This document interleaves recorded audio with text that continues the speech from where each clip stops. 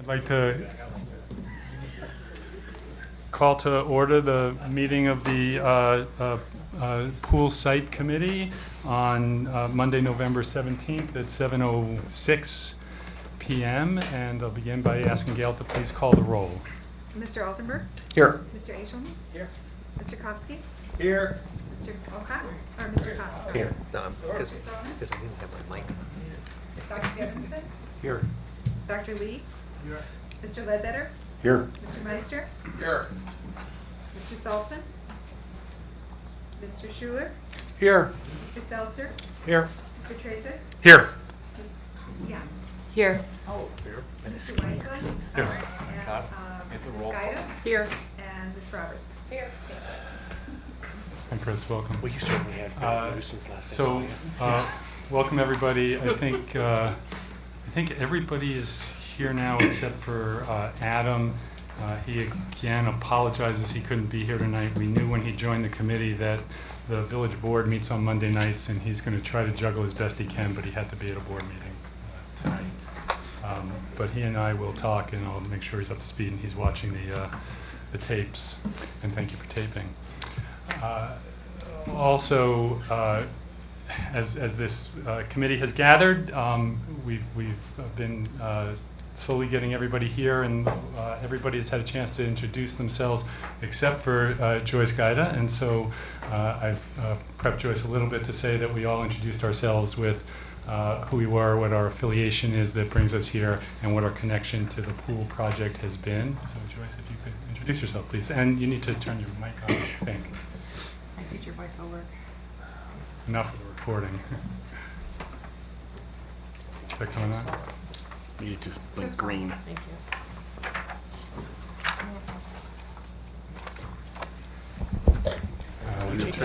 Give me that one. And everybody make sure your mics are on, please. Hi, I'm Joyce Gaida, and I'm an alumni of OPRF and was a member of, during my time here, state championship swim teams. And I am in my 8th year of teaching mathematics here as well, and I currently coach the swim team. Thank you. Welcome. Really good to have you on the committee. And since we are a formal committee, we have minutes, so fabulously prepared by Gail, and we posted the minutes of October 27th. And so I'd like to move that we accept those minutes and ask for a second, please. Second. Thank you. Does anybody have any comments on the minutes, changes, additions? Okay, all in favor of adopting the minutes of October 27, please say aye. Aye. Any opposed? Any abstentions? Thank you. Well, here we are. It's back 2 weeks later. We've done a lot of thinking and preparing for tonight's meeting, and just taking a quick look at the agenda. We're gonna begin where we left off in the last meeting, which is talking about the South Athletic Facility. The question came up a couple times, is that the field house? And just to remind all of us and viewers at home, that it includes the field house and the pool buildings. They're separate buildings, so we're really talking everything south of the what's known as the South Corridor. And there are a couple things to talk about on that. The stretch pool feasibility that Ralph had asked about, turning it east-west, and then getting into the major renovation project. In my discussions with a couple people, there was a question of are we putting the cart before the horse by drawing plans before we've really assessed all the needs? And I just want to say that in part because this was a fast process, and in part because there aren't really all that many options to move around, we decided that I guess I decided it makes sense to really move quickly forward into developing scenarios. But I really think about it as a facilitator as sort of scenario planning. Let's put this up and see what it looks like, and if it works, great. If it can be massaged, great. And if not, we've learned something. But then we will step back tonight after we look at these bigger plans and ask what a longer term needs assessment process ought to look like to really make sure that we're moving in a direction that, many of us have said, what are the long-term needs as well as the short-term needs here? And how are we going to build processes that work? So we won't spend a lot of time on that tonight, but a little bit. Then we'll go back to the memo about the other options under consideration, and then because one of those involves taking down the parking garage, and we haven't had a full conversation about the garage, taking down the garage, or more exactly what the impact would be. We're going to spend a big chunk of time on that tonight. So with that, I will recognize Ralph, who has passed around something that he probably wants to talk about. Yes, I do.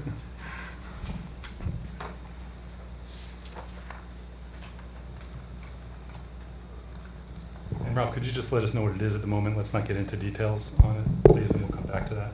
This is a very specific proposal for a 16-lane, 25-yard swimming facility inside the south building, which takes into account the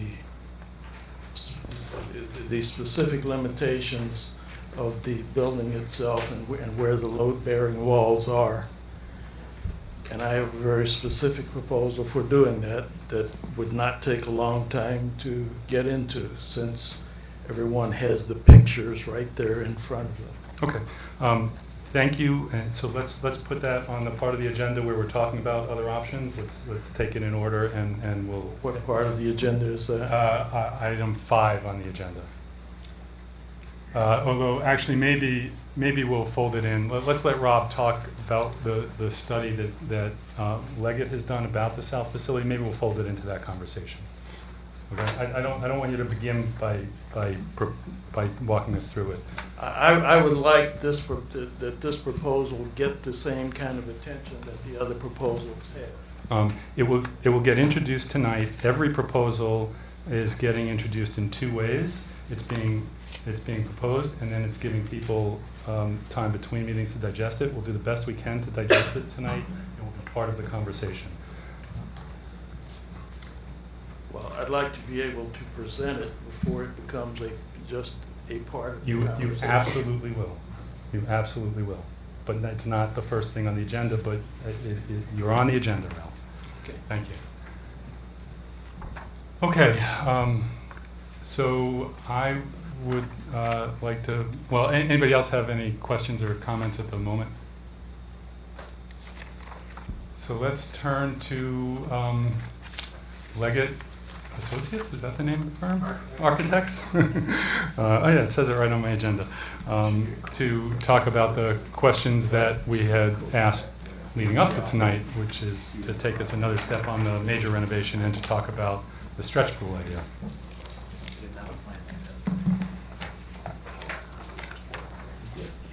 So Rob's gonna plug in and take us on a visual tour of some options that were put together. I just want to make a couple opening statements just to bring the committee up to speed on a couple things we've been working on. At the completion of the previous ad hoc committee, there was a question raised about the detailed estimates that were prepared by Henry Brothers. Henry Brothers is represented here by George Farrell, Stan Jagelski, it's easy for you to say, and Al Steppeter. And as everybody knows, they've been working diligently at developing cost estimates and options, cost estimates for the options as we've been able to develop those. And the question was raised as to how do we know the costs are accurate for the future marketplace that's out there, since we're talking about breaking ground and building something that wouldn't be able to move into until 2017. And I think it's a valid question. It's a good question to ask because obviously cost is a major part of this discussion.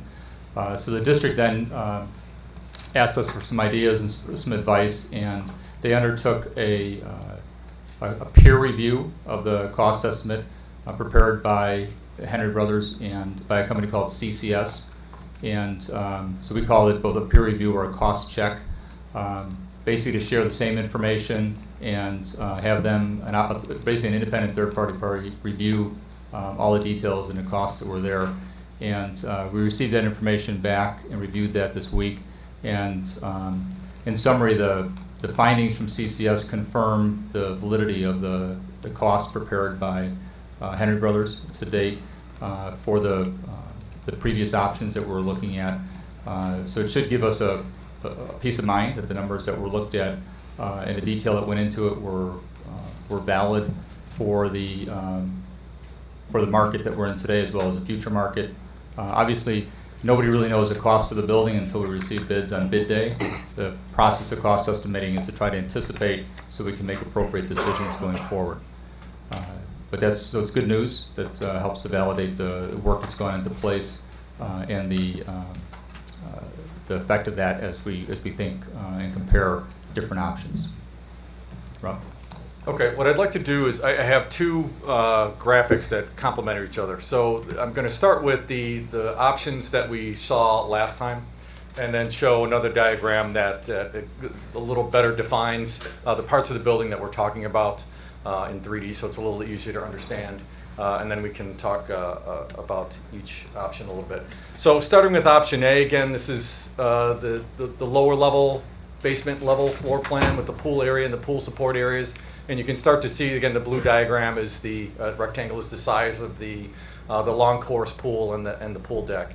And we were thinking in option A that the renovations would include capturing some of the lower level area for some of those pool support areas. When we look at the south end of the building, the athletic entrance, if you will, is here, and that athletic corridor that goes to the field house and the auditorium is off to the right. So we're really talking about that entire rectangle of area at the southeast corner of the building. So east of the field house, which is here, and then south of that entrance. And so part of that is all renovation area, as well as some new construction. There's a grass area here that we talked about capturing, so we would capture that entire rectangle. And in this option, to make this option work, it includes the demolition of the entire corner of the building. So we would literally take down all 4 floors, excavate the basement, as well as building up. And then I don't want to repeat too much of what I've talked about before, but on the second floor, we would have PE stations, pool balcony, the volume of the pool. Going up to the third floor, we talked about PE stations. If you remember the building sections we talked about last time, some of the displaced areas on the lower floors that would be displaced by the new long course pool would be moved up to that third floor. And then the roof area. So looking at a different diagram, it's a 3-dimensional diagram. Here we're looking at the southeast corner of the building. So this is the corner of the building in question. So Scoville is on the right here, Lake Street on the left. The parking deck is located here. So this is the orientation that I'll be presenting all of the options. So to just get you, we're almost like hovering in a helicopter above Richland Commons looking back at the school. So looking at that part of the building, we would start by demolishing everything and going down 1 level underground to create the hole that we can start to reconstruct. As we build the first floor, we see the volume of the pool, the long course pool. The yellow would represent the locker rooms that would be reconstructed and some of the support facilities, storage areas, offices, the places for timing equipment, etc. And then some of the leftover space here could be for offices, whether that's to supporting the pool or some of the displaced athletic department offices would be located on that floor. And then the gray areas here, these towers would represent circulation, stair towers connecting all 4 floors as we move on. As we build up, we're thinking that the volume of the pool is a 2-story space, and then the balcony space above the locker rooms would remain open, and that could be some of the PE space. So instead of creating fixed permanent bleachers like what's in both pools now and in the field house, perhaps this is best served as a flat balcony with movable bleachers. So that would be this diagram. So we would capture some office space off to the right, but on the left, that could be a flat area available for PE space during times when the bleachers aren't needed for the pool, but portable bleachers could be put into place for spectators when they come to see a meet at the pool. And then again, moving up, we talked about building out that 3rd floor, and we looked at this with 2 options in terms of the stair towers and a circulation path and creating gymnasium space or athletic space, PE space, directly above the locker rooms and the bleachers. And because of the height concerns, remember we talked about the height of the existing building being about 48 feet and the addition potentially being significantly higher. We had some concerns about could we build this high Would we have to get through zoning variances? And the answer is yes. Would that be difficult? Would we be not a great neighbor building a building that high next to some of the residential structures across the street? And again, I think the answer is yes. So we looked at the possibility of stepping this space, so not building PE space directly above the pool. So ideally, we would love to have that space to replace all of the PE space that's affected and accommodate future growth. But if that is problematic, and that's what this diagram is showing, is what that entire floor might look like if that's completely built out with PE space. And just to put that in perspective, that floor that we're talking about is almost as large as the field house. I mean, it's within feet of the size of the field house. So what we're talking about here is gutting and renovating the size of the field house and then creating 4 floors within that. And this top PE space would be the equivalent of the field house, so just to give you a perspective on that, what that might look like. The cost of this option is pretty substantial and is excess of $100 million. So, and that's a ballpark estimate, meaning we haven't looked at every nook and cranny of this. So it's a conservative estimate that takes a lot of things into account in terms of the unknown. So there's a lot of things that we haven't figured out in all of these options. So they are order of magnitude estimates that look at this as a very big picture. That was with or without that third floor piece? That is with the 100 third floor. With So with the gyms on the entire. And what is it floor. without the yellow block? So if that's 100 million, if you take the yellow out, what would it be? And to be specific, it was 107. Okay. Yeah, we can all pause and take that number in. Some of us heard it in the last couple of days. It's a 82 huge million? number. It's obviously, And that $82 million number, or the $107 million, is a fully loaded number. So that means every cost imaginable is included that, including contingencies.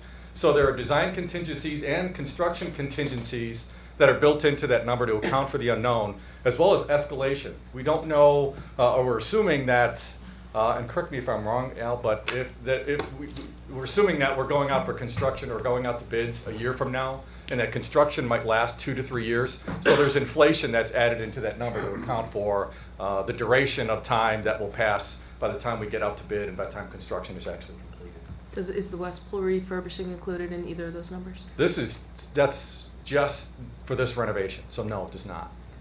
So 5 more million.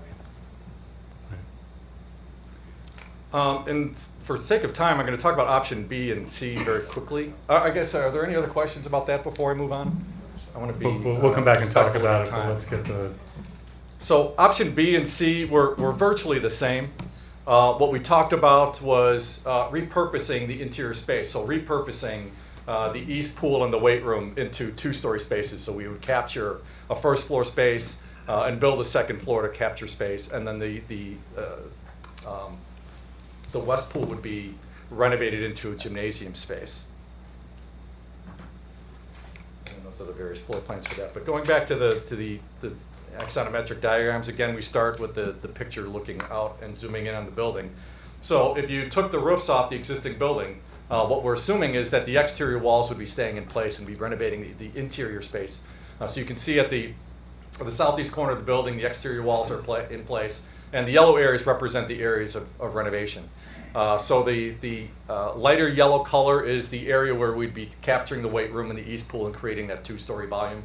And then the darker yellow are the areas of renovations, offices, locker rooms that may not be as good as they could be. So we talked about renovating those spaces. Robert, yeah, I just want to pause for a moment. What you're talking about right now is if we built a building somewhere outside of the south facility for the pool. Yes. You're just presenting some information about what the sort of magnitude of, the full magnitude of renovation could be over the long haul if we were going to upgrade essentially everything in the facility that needed upgrading, right? That's Correct. We're not just, right now you're not talking about just repurposing the abandoned pools. You're talking about the much larger, still a much larger project. Exactly. So this is thank you for that clarification, assuming that the pool building is at a different location, and this is simply renovating these areas and repurposing them. So capturing that pool space, renovating it into usable space, renovating all the locker rooms, offices, everything in that southeast corner of the building. And same thing on the west side of the field house. So where the west pool is located, that space is recaptured, and all the locker rooms on the first floor and the second floor are all renovated. And even on the second floor here, above where the east pool and the weight room is, so the yellow area represents that second floor construction. But the light gray are areas that would not need to be renovated at this time, or includes the locker rooms that were just renovated in summer of 2014. So that would be the extent of option B, and the range of construction costs for this is approximately 93 to 96 million. And again, looking at the areas, we're talking about renovating areas in excess the size of the field house on multiple floors. So this is a very significantly large area of renovation, and what we're talking about is a complete and gut renovation in terms of stripping everything down to the structure, and in some cases removing the structure and rebuilding it to create the second floor space. Probably also, I want to pause again on that one to say, we're just giving the biggest picture here. It was the best way we could think of to do it. But that number that you just gave includes the cost of a pool building, doesn't it? Am I? Al, is that, just to confirm, is that true? I believe that is true. That includes the Yeah. cost of the pool building. Yes. The 93 to 96 million, I believe that includes the cost of the pool building off-site as well as all the renovations. Okay, thank So you. again, we're just trying to give everybody a sense of what this would be. But let's move quickly, because I think that we're at a sort of an ideal here that's not going to be where we're going to end up. And then another option that came up, well, we talked about this with the original pool study, was looking at the same area of the building, but just renovating the pools as they are. So renovating the east pool, only the volume of the pool into a 2-story space, plus the weight room next to it, and repurposing the west pool into a gymnasium, and not touching anything outside those areas. And the price for that was about $18 million, and that does not include the cost of building the pool offsite. Right. So if I could just better understand the first Plan B. So the building, the pool's not in this, and you're renovating pretty much everything but the field house? Yes.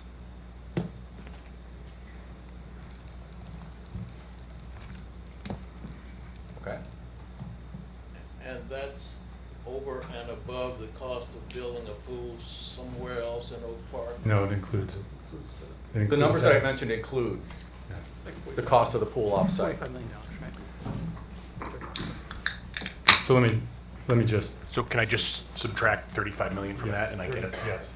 Yes. The cost of construction. Well, it depends on the site. I think the range was about 35 to 38, depending on the 3 sites that were originally proposed to the board. Right.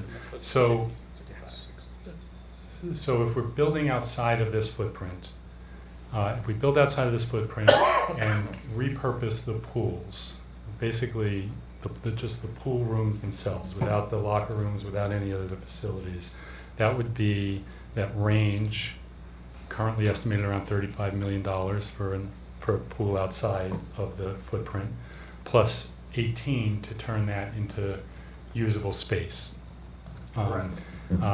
The separate number that we can think about here is if we wanted to also think about not only repurposing those spaces, but what is the order of magnitude of addressing all the potential renovations in the east and west facilities, and that's essentially what these numbers say is another 50 or so million, again, over time. We're only doing this just to give it an order of magnitude, just to give it some perspective, but that's the. But just so I'm clear, so you do nothing to the field house itself? We excluded the field house from these But examples. does that, what about the bleachers overlooking the field house on the west side? Which, is that in the field house or in the west building? Are they included in the numbers or not? The balcony of the west pool is underneath the bleachers of the field house. So there were some dollars Not into the west pool, I meant the bleachers in the field house. Those are not touched? Correct. The balcony, is that what it's called? Yeah, those Correct. are not touched, okay. Okay, option C it was virtually the same as option B. The difference between option B and C is in option C, we were renovating the pool. So we are keeping the east and west pool in their current location, We're just doing extensive renovations to the pools to bring them within current standards for swimming and diving, and just making the necessary repairs to keep them viable.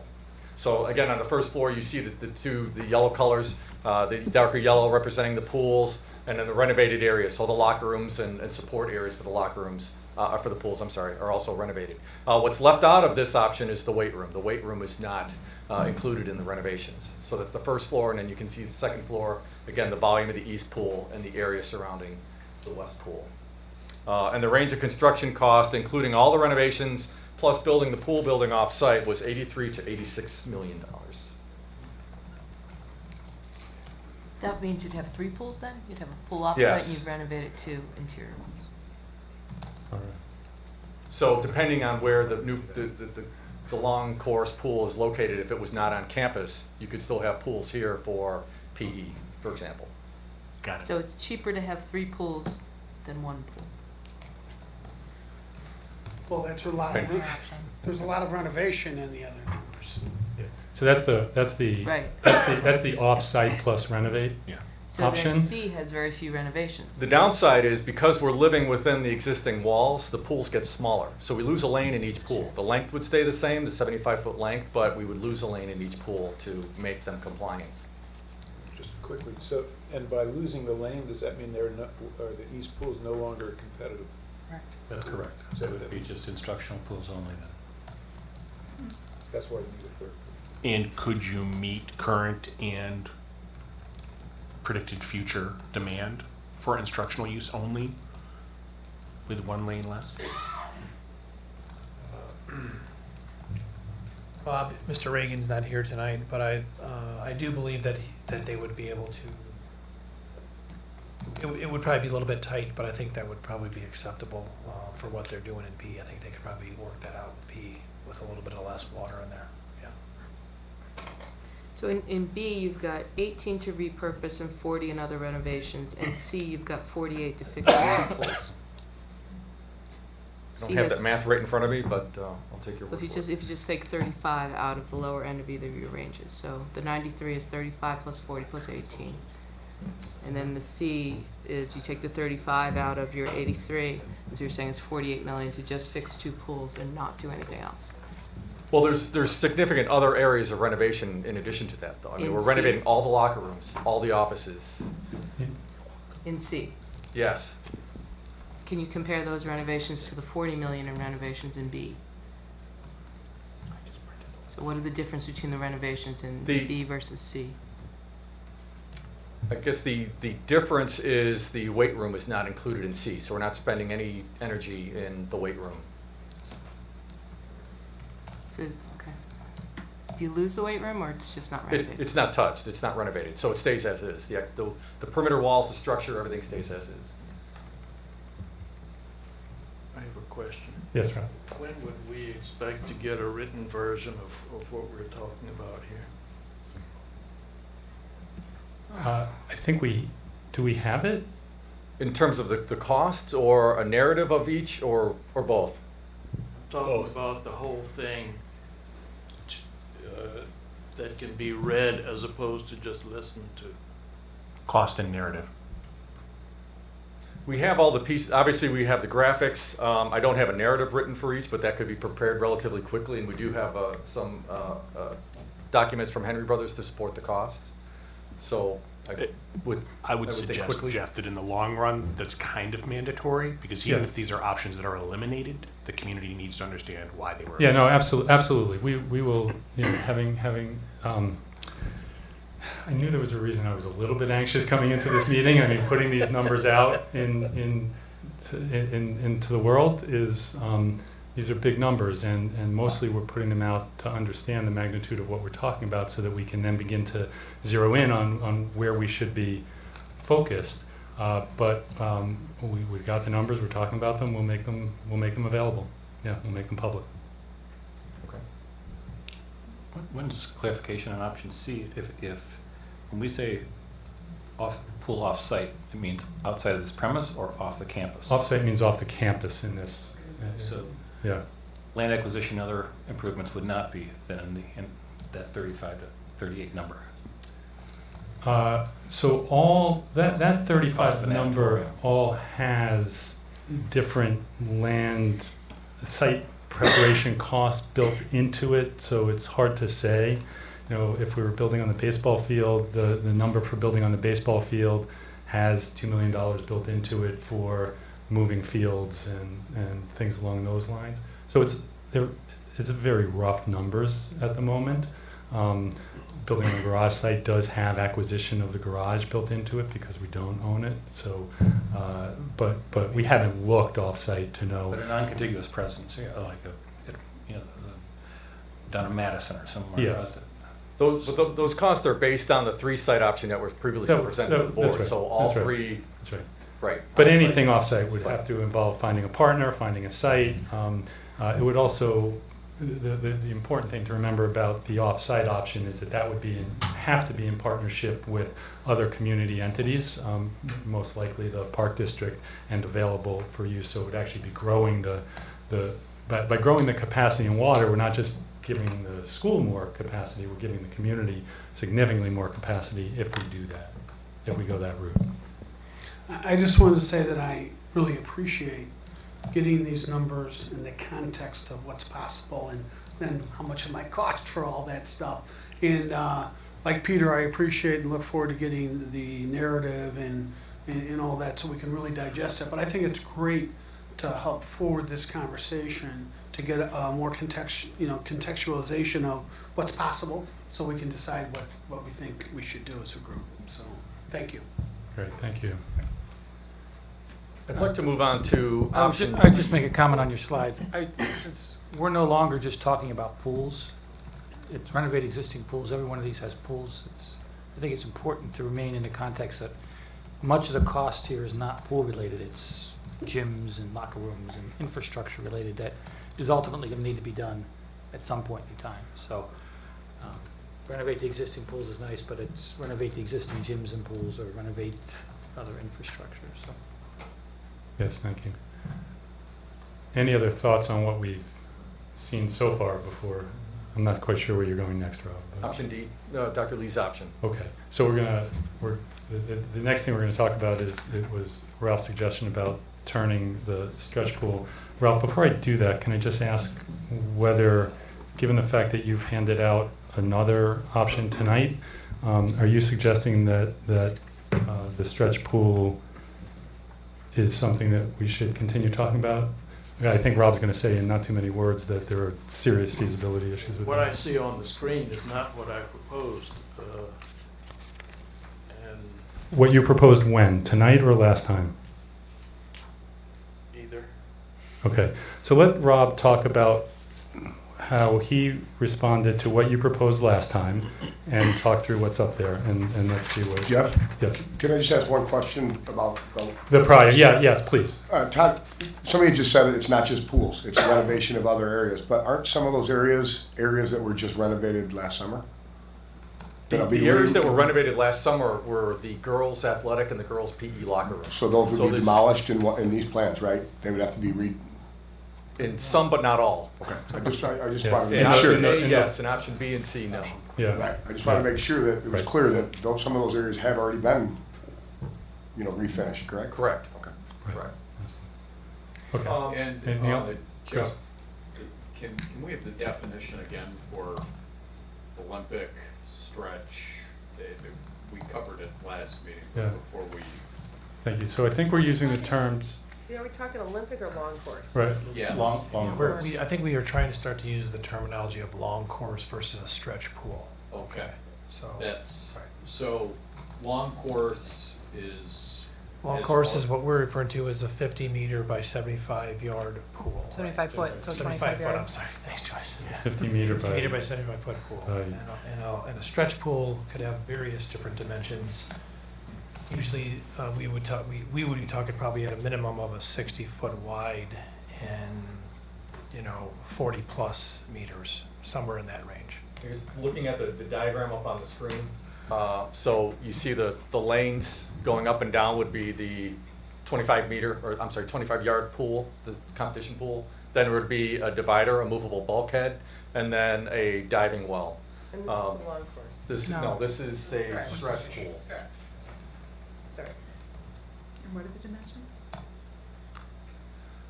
40 meter, 20 yards? 40. Probably about 40 by 20 yards, Fif- something like that. In this diagram, I did roughly about 115 feet by 60 feet. Because there's different, So close to a there's 20 by nothing 40 that, yard. the diving area, the part that makes the pool a stretch, there's no firm guidelines for that. There's minimums that are required for competitive diving, but that distance could vary depending on what the programmatic needs are. And you did it to fit in the space. Well, Hence, I might did be- it to the smallest possible for competition. Got it. So what I'd like to do is actually back up for a second. What we looked at was just starting with an 8-lane competition pool. And the only way to fit that in the building is to straddle the room, the east pool, as well as the weight room. And what's important with this option, as well as any option in this corner, is, we talked about the constructability and how the building was built over the years. This diagram straddles two buildings. So there's a significant bearing wall right down the middle. That is a pretty imposing element that would need to be addressed. The assumption that we made in thinking about this is that we would, again, tear down this volume and rebuild it, instead of trying to address the bearing wall and supporting the third floor that covers part of this volume. So this is the first floor. Just going on to here, the second floor is the volume is just open space, basically. So you see the east pool, the balcony, the west pool, but again, to create the pool volume, part of the locker rooms that were just renovated is affected, as well as part of the PE spaces to the north of the weight room. And then when we look at that same area, I'm sorry, I'm skipping. On the third floor, there's a gymnasium that's only on the weight room side of that volume. So there would be roof area affected, but that gymnasium and part of the gymnasium next to it would also be affected by that construction. And lost. And by affected, you mean lost? Lost or needing to be replaced. So when we look at the long stretch option, again, the weight room, the east pool are affected, but remember last time we talked about the alley that used to separate the east pool building from the field house that was recaptured. So that space would also be affected in terms of getting this volume of pool and the deck space required. And we looked at the structural aspects of the building, and you can see there's a thin white line. The thin white line represents the wall that separates the deck of the pool from surrounding spaces. We can't end the renovations just where the pool deck ends. We have to go to the next structural line. So there's significant area outside of the pool that would also be affected, just in the means of doing the demolition required to clear the space for the new pool, but maintain the structure intact for the remaining building behind it. So that's why the yellow area is a little bit larger than the pool deck and the pool volume that's required. And then same thing, the areas on the second floor, more of the locker rooms that were renovated are affected. The boys' athletic storage room is affected. And they're also, and then same thing with the roof volume and the third floor. But there's also mechanical equipment that's affected. So air handling units that serve the field house are within this area of construction. So there's other effects that this type of work has on other parts of the building. So even though we're not touching the field house, mechanical equipment related to the field house would be affected and need to be replaced as part of this. For example, this is an air handling room that serves this part of the building. So that would be in the area of renovation and would need to be replaced. And then just switching over to the other diagram to explain this. Again, we see the volume of the pool within the southeast corner of the building, and the yellow representing the affected area outside the pool deck. And this is just the competition pool, and then you see the same diagram with the long stretch pool.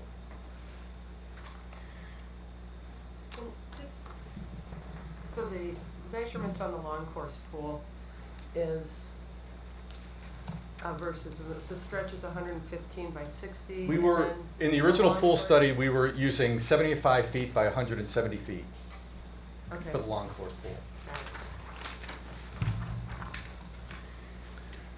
Do you have a ballpark figure? We don't for this? have this priced up. We don't have but the cost again would be significant just because of the effect on the 3 stories of the building. But we didn't have pricing in time for tonight's meeting. Here, I have a question here. So we've had a lot of discussion about the southeast corner of the south building. And if I recall from the tour, the boys' pool is on the west side, and that's the one with the greatest degree of structural problems. So much that you can't even empty it without risking it collapsing in on itself. Correct. So how come we focused in, and we might have covered this, how come we focused in on the Scoville side rather than on the west? Because the Scoville side also has the newly renovated women's locker rooms, also within the footprint. And just out of curiosity, how come we're spending so much time on a part of the building that had substantial renovations within the past couple of years when we have a seriously structurally deteriorated resource on the west side? And then just going through the tour, the leakage in the basement underneath that men's pool is pretty severe when that same sort of leakage is not there on the Scoville side. So why did we choose to focus in on Scoville?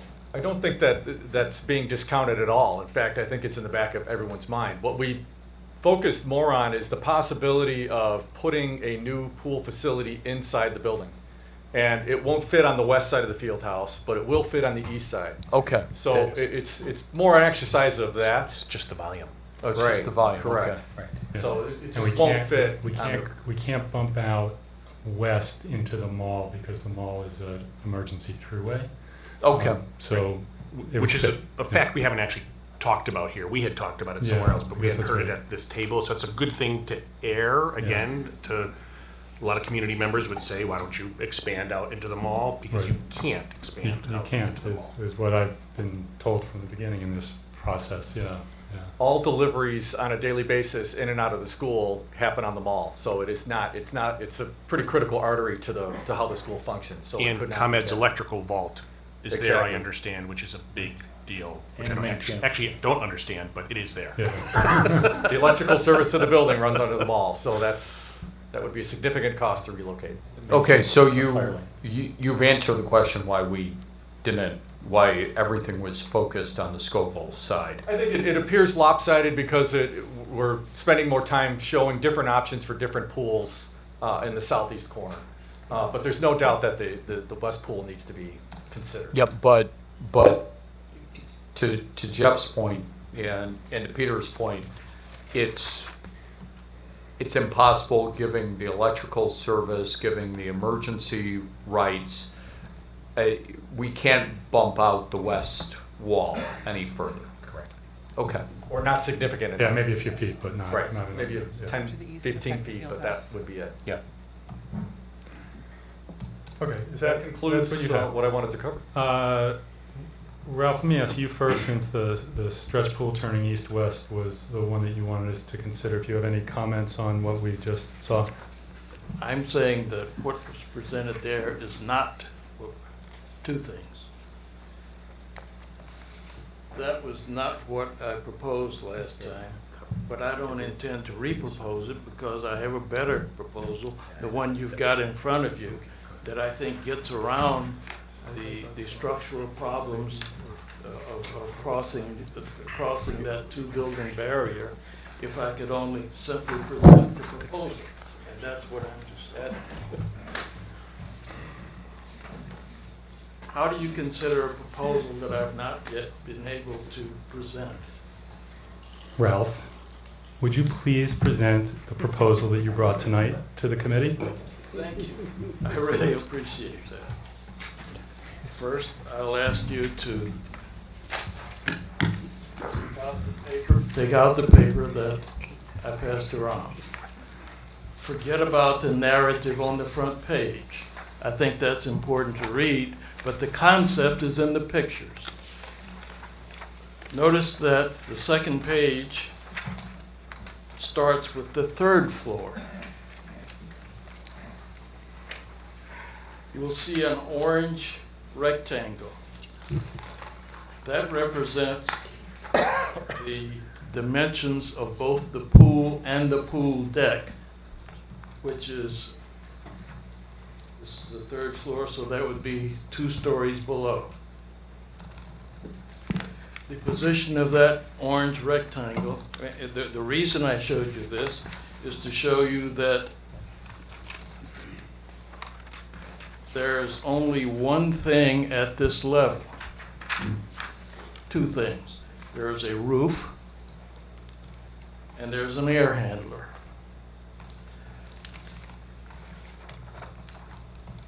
There are no gymnasiums that will collapse when you start messing with that area. If you take a look at the page below that, that's the second floor. You will notice that on the second floor, you have a pool, some locker rooms, and some storage space. Oh, as well as a way of keeping the water hot for the showers. The outline of that pool, the outline of that pool only interferes with the locker rooms and storage areas. Notice also that there's a load-bearing, does everyone understand where the pool is, the east pool itself is? Yes.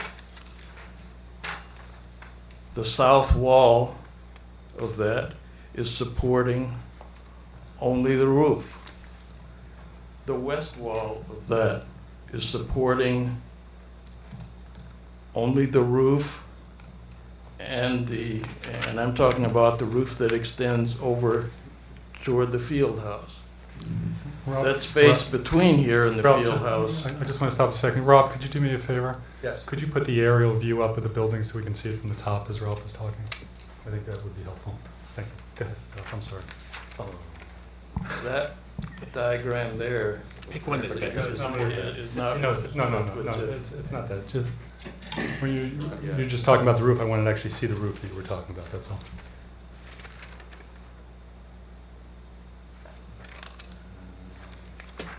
But it was so simple, you went to it so easily before. I think it's just saying the helicopter one we had. Oh, just the, okay, Just the helicopter, that's all. this one? Yeah, that's all. Okay. Okay, thank you. I just needed a visual as you were talking, so that helps me. So I see where it is. You just show the roof over the, yeah, exactly. That's Where's the air that's where we're handler? talking. I don't see the air handler there. It's not shown on this. Okay. This is the drawing. Okay. What I'm trying to point out is that the south wall of the east pool and the load-bearing wall going along the west wall of the east pool and extending all the way over to the gymnasium. I'm talking about going from south to north, the east pool, a locker room, a girls' uniform room, and a locker room. You've got, I'm saying that if that wall comes down, the only things affected are the locker rooms and the pool and the storage areas. You do not have to go into the next building. It does not affect the south gym. It does not affect the office area. It does affect the area between the east pool and the field house, which apparently at one time was simply an outdoor area between 2 buildings. A place where you could drive a tractor in there, you store the buildings and grounds equipment. It was renovated with a roof at the second floor level. But you've only got 2 floors of construction there, not 3 stories. Now, at the bottom of the picture, that's a 3-story level. But the area inside the orange rectangle, that's all 2 stories. You could demolish that entire area without affecting the 3-story construction there, without affecting the field house itself. And that is room enough to place a pool, which is easily twice the length that is necessary for competitive swimming, plus a 3-foot barrier. I'm talking about a pool that's, and now I get to the stuff that's actually written down. Pool that is 153 feet long by 60 feet wide. It's not as long as an Olympic pool. That would take at least 170 feet. And all we've got in there is about 162 feet. But it would provide 16 lanes of both either instructional or competitive swimming. It does not involve a great deal of demolition that affects the surrounding area, because that part of the building is almost structurally independent of the rest.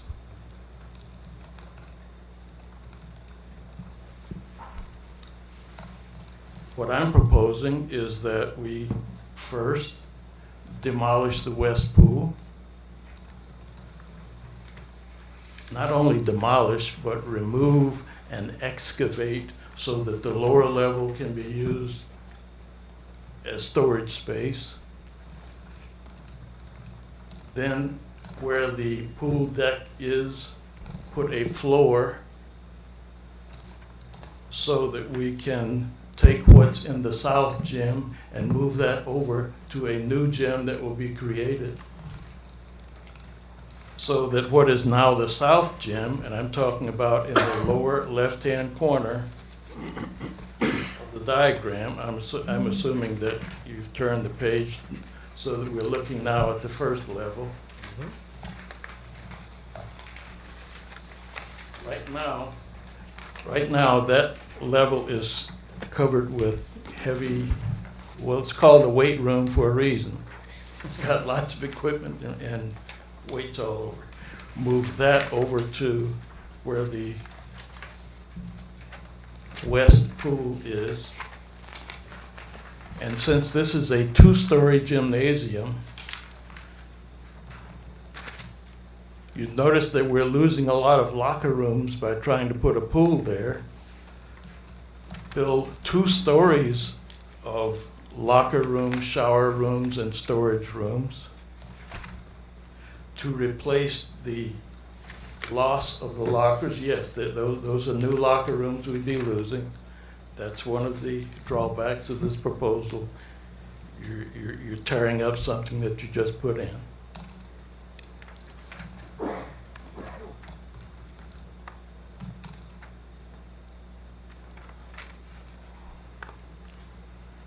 I'm suggesting that you can not only put in a pool that can satisfy our competitive swimming as well as our instructional swimming needs without going outside the building. You also have the opportunity to continue construction another level to bring that what is really a 2-story construction up to 3 stories. You might want to raise that air handling unit up another story, or you could leave it where it is. I'm assuming that a good engineer can figure out how you can do all that construction with. Ralph, can I ask you that you pause if you Yeah. got it out there, and let me start by just asking Rob and maybe Patrick, just on its face, does this look like? Are there any red flags that you see immediately I don't see any immediately, so. I think we'd have to double check the dimensions. I think in concept it would work. I think the orange rectangle would need to get a little bit bigger, a little bit wider. But I see where you're going, and I think it would work. Well, I figured that this would take about,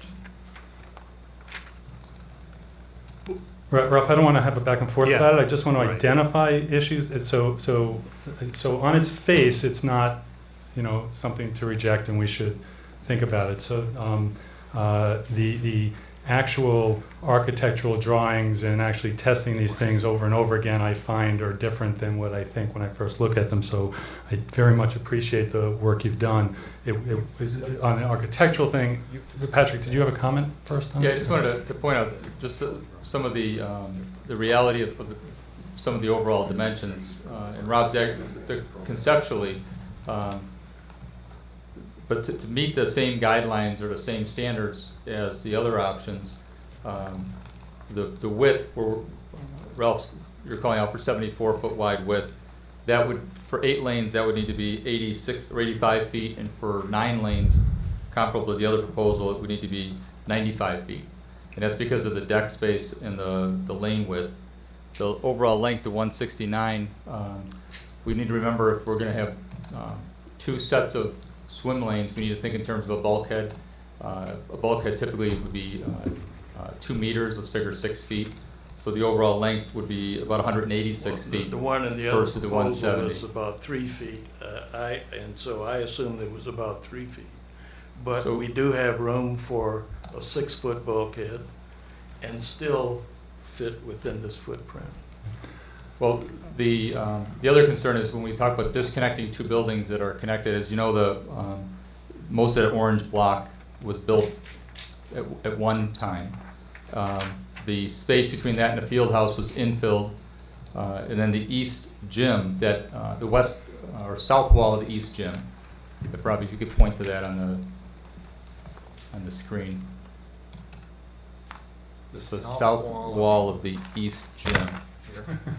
And I'm suggesting that There we we leave go, that yeah. wall standing because that's a load-bearing wall. Well, we understand it's a load-bearing wall, but everything south of that was in existence before that east wall was built, or before the east gym was built. So that oftentimes what would happen in construction is you're going to rely on that old structure to support your new structure for bracing, for what's called shear, the transfer of load from one structure to another.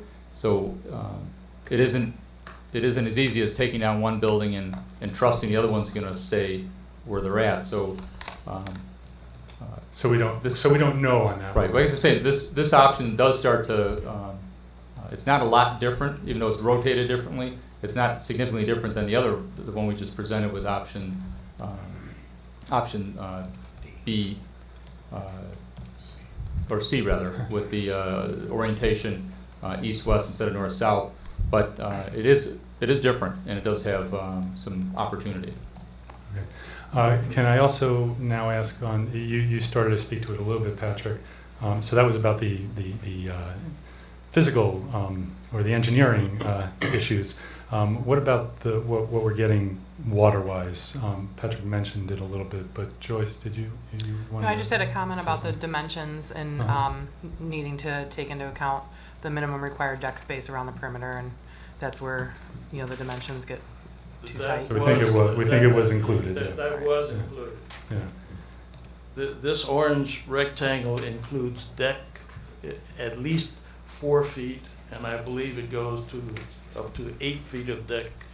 I think the new requirement is 10 feet around the Can, perimeter. can I make a correct? suggestion? No, that's only Yes, under a please, balcony. Peter. And that is, let's not engineer the pool. Right, exactly. Right. That's not my skill set. Yeah. I know it's not Ralph's skill set. I think your idea is excellent. I think what's the important point, and I want you to answer this question, do you understand his proposal well enough to now go back and do your work on it? Yes. Then we should move on. Okay, I agree. Any other comments on it? I still want to, because I didn't take in what he said, I want to understand what the size of the pool that Ralph is presenting, how it compares with the size of the other options. That's my question, but I think that won't be proven until. they We do that. need a little bit more, we need time to digest that and understand it. Okay, so that's the, That's a good question. that's the question. Okay. I don't know where we are with the entire south end, the southeast corner of the facility right now. My own take is that what we've learned about the square footage and the potential for renovation will have some long-term usefulness, but that the cost estimates of putting the long course pool in the southeast corner or an east-west oriented stretch pool, which was option one of those letters, would be very costly. I would entertain anybody suggesting other ways to try to bring this into line, but if not, I think we should move on, study the option that Ralph brought forth, because it may be a way to get into the southeast corner within a Smaller price tag. within a reasonable budget. But absent that, I would suggest that we're moving back to a conversation of building outside of the existing facility, combined with at least repurposing the two existing pools. I don't think you should be afraid to say $107 million is too expensive. I am not afraid to say $107 million. That's 107 plus the 5 for the West Pool, so it's 112. Yeah. Yeah, I agree with you that, all that we've heard here would lend me to believe that we need to look outside of the footprint of the South Campus for the pool still. Why would you say that? Because I think it's gonna be quite expensive to renovate and put the pool in there. I think at the end of the day, we find a place for the pool on the campus, but not in the building. And we then also find some money to renovate the South Campus separate of putting a pool in. And I think that's going to be the best bang for our buck in the long run. What you're suggesting is essentially what was suggested by the committee 3 years ago, in removing from the table a proposal of doing what's being proposed here, but without saying why. It's too expensive with no mention of, well, how many dollars, how much too And let expensive? me just step in for a second.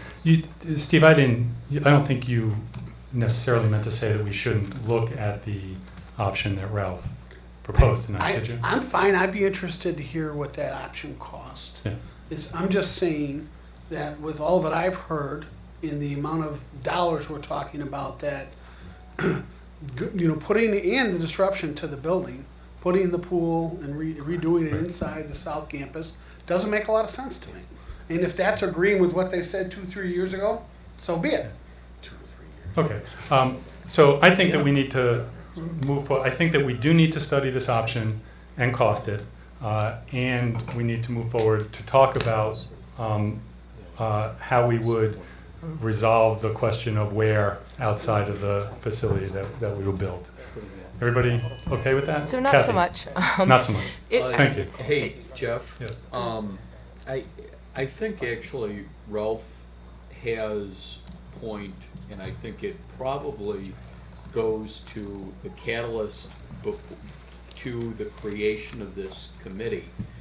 And I think, I would suggest, obviously we need to have the engineering and the work done on Ralph's committee, or proposal, but we have a number of options, and I think that we owe the community a clear, public, open session articulation of the pluses and the minuses, including loss of opportunity for a number of months or years or semester of sports programs, both instructional and extracurricular.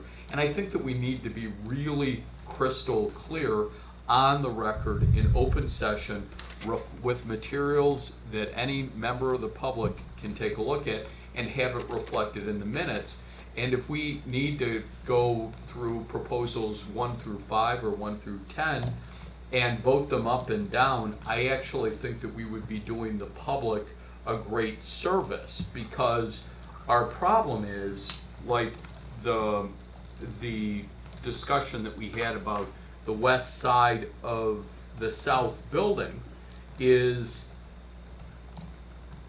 I took a tour and we're digesting an awful lot of information, and all of a sudden I asked the question, we have electrical infrastructure, we have emergency rights of way, we have all of these things. I mean, I really think that part of the reason for creating this committee is that rather than dismissing things, that when our work is done, I would suggest that we have clearly presented 1 or 2 page summaries, including the loss of opportunity for the use of the facilities and the cost, and vote them up and down. Because if we vote them up and down, at least the public will be crystal clear as to what we looked at and the reasons why. And it may be cost, or it may be because we won't be able to have gym classes for 3 semesters. I don't know. But I think that that's the route that we should propose, because I think part of the problem that the community has had with District 200 over the years is a lack of transparency, and that decisions have been made in an opaque fashion, and then that those decisions cannot be satisfactorily explained to the voters. That was Even if they were the right decision. even if they were the right decisions. Thank you. So let me come back to that. Kathy started at about the same time you did. I just want to make sure she I gets her think we point were on made. the same page. As we've been talking about this, I've been trying to write down all the variables, and when there was a ballpark figure, try to get there, and I've got obviously a matrix of all sorts of things going on here, but we've talked about a new pool building, we've talked about refurbishing the east pool, the west pool, we've talked about a new west pool, we've talked about a new east pool, we've talked about some renovations that may or may not have the weight room in, which I totally don't understand what we would do without one. Then we've talked about maybe we have more renovations. We've put out the field house, although there's zeros all the way across. I'm getting numbers that are 88 million to 112 million across all of these, even understanding that 2 of them didn't necessarily have ballpark figures. So I think what Chris is saying is dead on. There are reasons to like one or the other for reasons other than these numbers. And we really need to understand what are in all of these things. So when we say, well, gosh, 112, okay, yes, 112 is too high. But 88 is pretty high too. And more renovations, well, there's a number there that's 40 million, plugs out to 22 million. What does that mean? What does that mean for less renovations?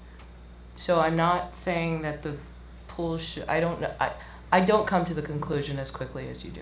I'm still sort of muddled in a whole lot of information with unclear pluses and minuses on factors other than cost. Other thoughts? I agree with that. I think it's easy. There's so many variables here. We need to isolate the variables in some simplified form. I think some of these schemes may or may not include backfill projects. Some include some modest renovations. Some are completely redos. And I don't think we're getting equal scope for these different location or scenarios. So we either have to have equal scope or equal dollars and find out how far those dollars go. But there's too many variables. I think they have to be isolated and bundled maybe a little differently. What did you mean by the term backfill project? In one scheme, for instance, say if we get rid of the west pool, which I think is in just about every scheme, the cost to turn that into something, is that number in every scheme? Or has every scheme anticipated the new balconies for the new pools and the new stairs for all the pools? And if we got rid of the old gym, what does the new gym become? So the follow-up or the backfill project that makes that habitable space, is that represented in a number and in the scope of each scheme? Or is that going to be a facilities, long-term facility plan budget later? Or is that part of the so-called pool, to Paul's point? Is this, a lot of this is way beyond pool scope? And Jeff, I mean, I think that we need to keep in mind too that the people that were sitting in this building in 1925 that had the field house built as the first high school field house in the country, I mean, they had vision for this community, and obviously we're still using it, or our kids are still using this. I think that an automatic dismissal of cost is probably not the right approach. I think the best approach is, as has been pointed out, we get it into understandable, clear presentations of, and we can debate the pluses and the minuses, we can vote them up and down. Some of them may not even get a second, and in that case, that proposal will die. But I think that we'll probably pretty quickly work through some of these options. And can I just, Please, Mary. just to add on to this, is that when this conversation started 2-3 years ago, it was about a new pool. And we talked about building a new pool because our pools were, you know, just breaking down. And so there wasn't a conversation about recapturing. Right. When we talked about, we didn't talk about the cost of recapturing spaces. We talked about building a long course pool, and that price tag on that long course pool was $32 million. And people were like, wow, that's a lot of money. And we're like, wow, there's a lot of value with that comes with that. And tonight we hear many options, none under $80 million. And if the community hears, oh my God, the pool went from $32 million, with the new pool committee, it's now $80 to $107 million. Oh, what are they doing over there?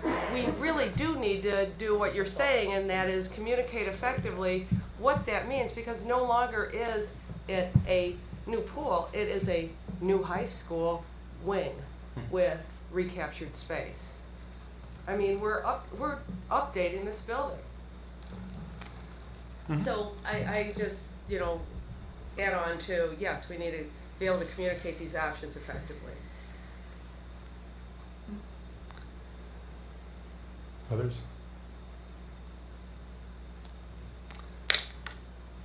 So now I'd like some advice on how to do that.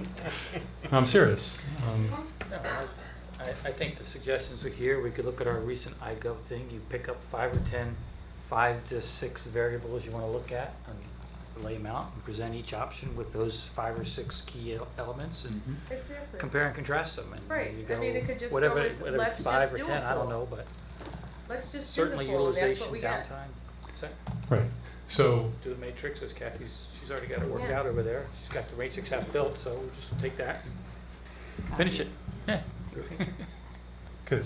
One problem is we can't just do the pool because we have to do something with those 2 spaces. Understood, but we need to communicate what those scenarios are. We started here, but this is what it grows into, and so your cost of the pool is 32, but to recapture those spaces is going to be another 50 to 70,000, and that's why your price tag for your new pool has grown, because 15 to 18 to Yeah, just recapture. to just recapture is 15 to 18. Right. That's right. And I think the existing matrix that's out there that was used to evaluate the 3 primary options already has a vast majority of the key elements on it.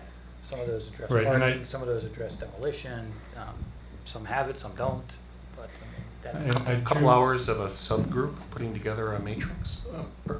Well, and I don't think it's just I think a matrix maybe acts as the executive summary, but then you have 1 or 2 page summaries of each of the options, and you run through options 1 through 6 or 1 through 5. Because many of them require pretty significant narrative to understand Yes. the matrix. Yes, exactly. Right, with supporting graphics that are helpful. Looking back even to reviewing the Stantec report, they had some evaluation matrix, maybe useful to repopulate with these schemes that included disruption, seasonality. So I need to reinvent that. Dr. Gevinson, if I got C correct, C actually was renovate the pools. Option C was renovate the existing pools, the offices, and the locker rooms. And that was an $83 million number with a new pool building. So in there, there's $48 million to renovate the existing pools, just in the current footprint, which would mean, of course, they're smaller and all the rest of it. But somewhere floating around here, we've got these numbers in all of these scenarios. So I think we can answer that question. I'm not totally following. So I thought your question was, we started out with, well, what if you just fix the current pools? And I think that that analysis was embedded in option C that we saw. Right. And so if we push a little bit into that, we might be able to get to that as the base level. So what if we just fix those pools? I think that number's there. Now, we don't have a competition pool. Right, I thought, yeah, I thought you were going the other way, that we were gonna put a pool somewhere but not there. And I we- think but we option have pool, option 3 was we got 3 pools. 3 pools. Two Yeah. working pools, 2 for PE that were too small Which for is how you back out. competition. But Which is how I got to the 48, yeah. I'm not convinced that that's an accurate I- estimation of the cost of just renovating the pool. Right, that was something that included locker rooms and It other does. Yeah, so things, and 48's in so there. we did. One of the things I am hearing clearly is that we have thrown a lot of numbers around, a lot of very large numbers, and we've confused the matter more than we've clarified it in some ways. So, but you know, again, it's so different doing this in a public context when you're talking about the public's dollars. Sometimes you got to get messy to be able to then sort it out. I don't think you need to make excuses. It's just how the process works. I'm just saying it. It's just how it works. It's just where we are. So that was actually helpful to me, and I think we have the information that we need to pull those things together and present them more carefully, clearly. I tried to do that with the memo that I prepared for tonight. I actually took it out of matrix form and put it into a little bit more narrative form because I felt that the matrix itself was valuable in some very important ways, but unwieldy in other ways because it wasn't telling a story straight through. But I didn't talk about the southeast corner of the building because I didn't have the information yet.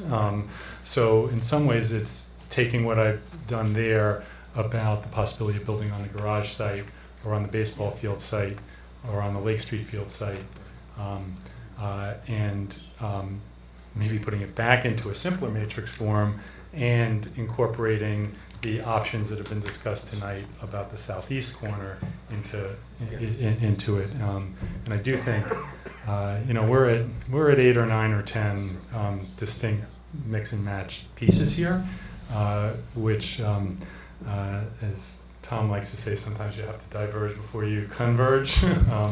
But I think that the proliferation is okay in order to help us get that perspective and make clear statements about what we're doing.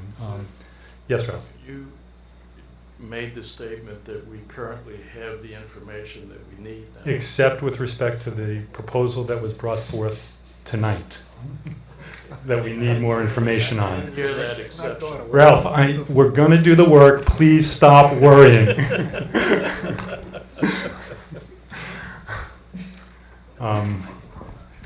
So I guess I'm just trying to wrap my mind around what this would look like. So it might be some of these different options, be the whole South Campus redo with all the renovations, and then pull pieces out. So, maybe we break pieces down so we understand. To Kathy's point, when we say renovation, what does that mean?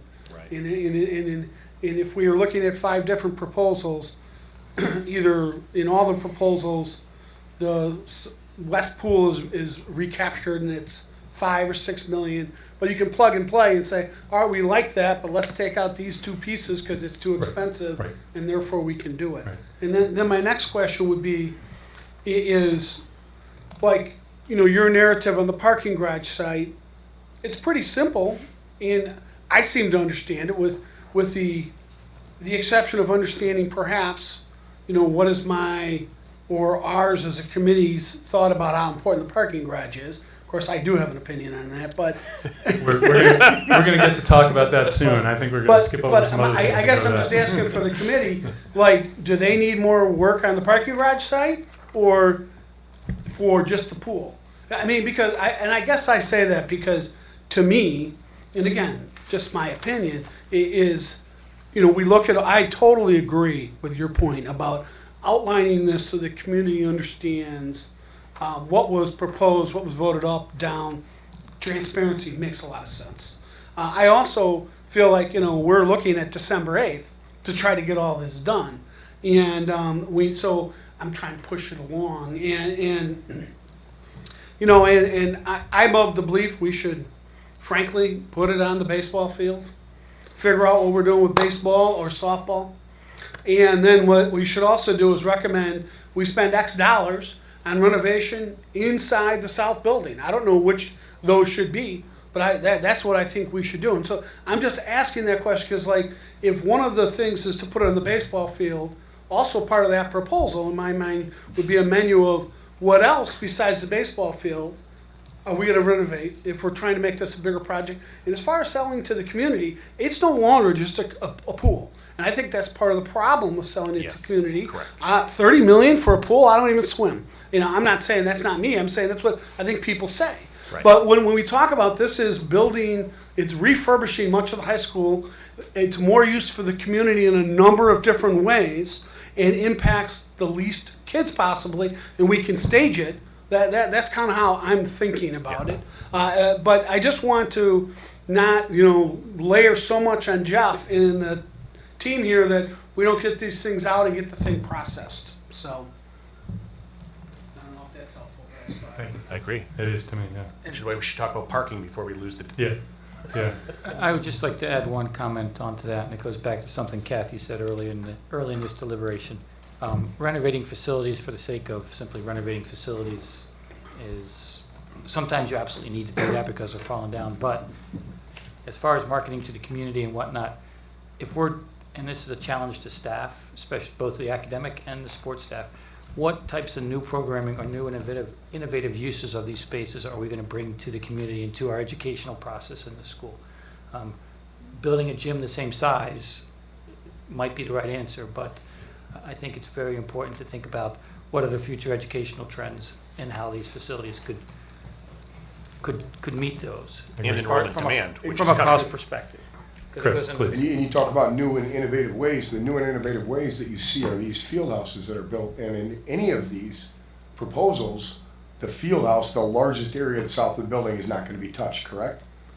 We haven't seen Right, any so I think it's proposal that's important gonna to say change that. The that. areas of the building, the south end of the building that are most in need of repair, the boys' locker rooms, in none of the proposals are those being redone, and it's never addressing the field house. And I think it's important to put that out. You're throwing a price tag, a huge price tag out that community members are not gonna, you know, be happy with $112 million, but in none of the proposals are those. I mean, it's talking about redoing the south end of the field house. That's not really correct. It's just two corners of the field. Chris, let me just check on that in a minute. I thought that the boys' locker rooms were in the, In options B and C, the boys' locker rooms. All the locker rooms on the boys' Yeah, side? yes, Okay. yes. On second and first floors? Yes. yes, yes. But yet, it's still a very good point, Chris. But I'm just, because when you that- talk about being, you know, I'm new just- facility, like you go into field houses nowadays, and they are literally 4 gyms in there because of how they've been constructed and stuff like that. And to not do that, you're right, to look at that, you know, just maybe too much for Compromise by this, having a for bunch of this small committee. gyms. Yeah, Right. yeah, we need to be careful on that. I'm just saying, and a decent walking track and other types of Right. things that people use. So. Can I have 2 comments. One is that I do think that the piecing it out is important and will be helpful. In particular, this discussion of if we build outside of the southeast facility. We've talked about repurposing the pools, and so there's which I sometimes call recapture. There's one set of numbers which is about just turning the pool space itself into usable space. And then there's another option that we got presented briefly tonight that includes doing that and doing a lot of renovations of lockers around them and all that sort of stuff. Keeping those separate and understanding what we're getting for what will be a piece of this work that's very important to understand. Because one of the things, this goes back to something that Ralph has been saying for a long time, is that whenever we were talking about building outside the building, we were not talking about what we were going to do with those pools that were going to be emptied. And we have to bring those back into the conversation, at least the bare bones of the tank themselves. What are we going to do with that space? The other thing that I want to say in relation to something Paul said is that when we do that, at the minimum, and when we bring that back in, we need a process that's going to help us really decide what to do with those spaces. And I don't believe that those, I believe that that conversation has to connect very fully to the main facility and what the educational and strategic plan issues are with the main facility. Because when we repurpose that space, now we're going to have space. There are functions in the main facility that could be moved into the south facility to open up space in the main facility that is also much needed. So these aren't separate conversations, and it's not that we've taken a pool and now we've added on another big athletic facility dimension. Part of what would happen would be upgrading, meeting athletic facility needs, PE and athletic facility, and part of what will be happening would be able to use that space to move some stuff so that we can also be addressing the strategic and facility issues of the main facility in our mission. So, yes. I think if this committee asked itself the question, is there any acceptable scenario in which we solve our pool problem and then leave it to some other group of taxpayers at some time in the future to pay for getting rid of the dead swimming pools we got in our basement? Is there any acceptable scenario in which we can actually do that? I guess that's what I just said, and we're gonna, so the options are gonna be to incorporate it. I suppose if the committee ended up voting down all the options to renovate it, they would think it was, but I suspect when we get to our voting, that's not gonna happen. So I would like to move on to a conversation about parking, which is leapfrogging some of the other things on the agenda, because we handled a lot and we touched on a number of the other pieces on the agenda about a longer-term needs assessment and at least some mention of some of the other alternatives. But we've invited the Michael Worthman from KLOA, who did the parking study, to be here with us tonight. And so, with everybody's permission, I'd like to move to that, and I'm going to lay a bit of groundwork on it, which is that from the beginning, the parking garage site has been on the table as a possible site for building a pool out on campus, which would require taking down the garage. It was not until the September board meeting that we actually looked at parking in the neighborhood, had this parking study done, which happened very quickly at that time, and Michael will speak to that, I'm sure.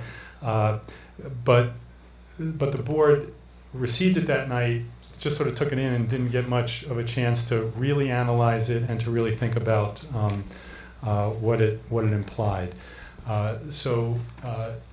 The real question in my mind has always been, if we were going to take down the parking garage,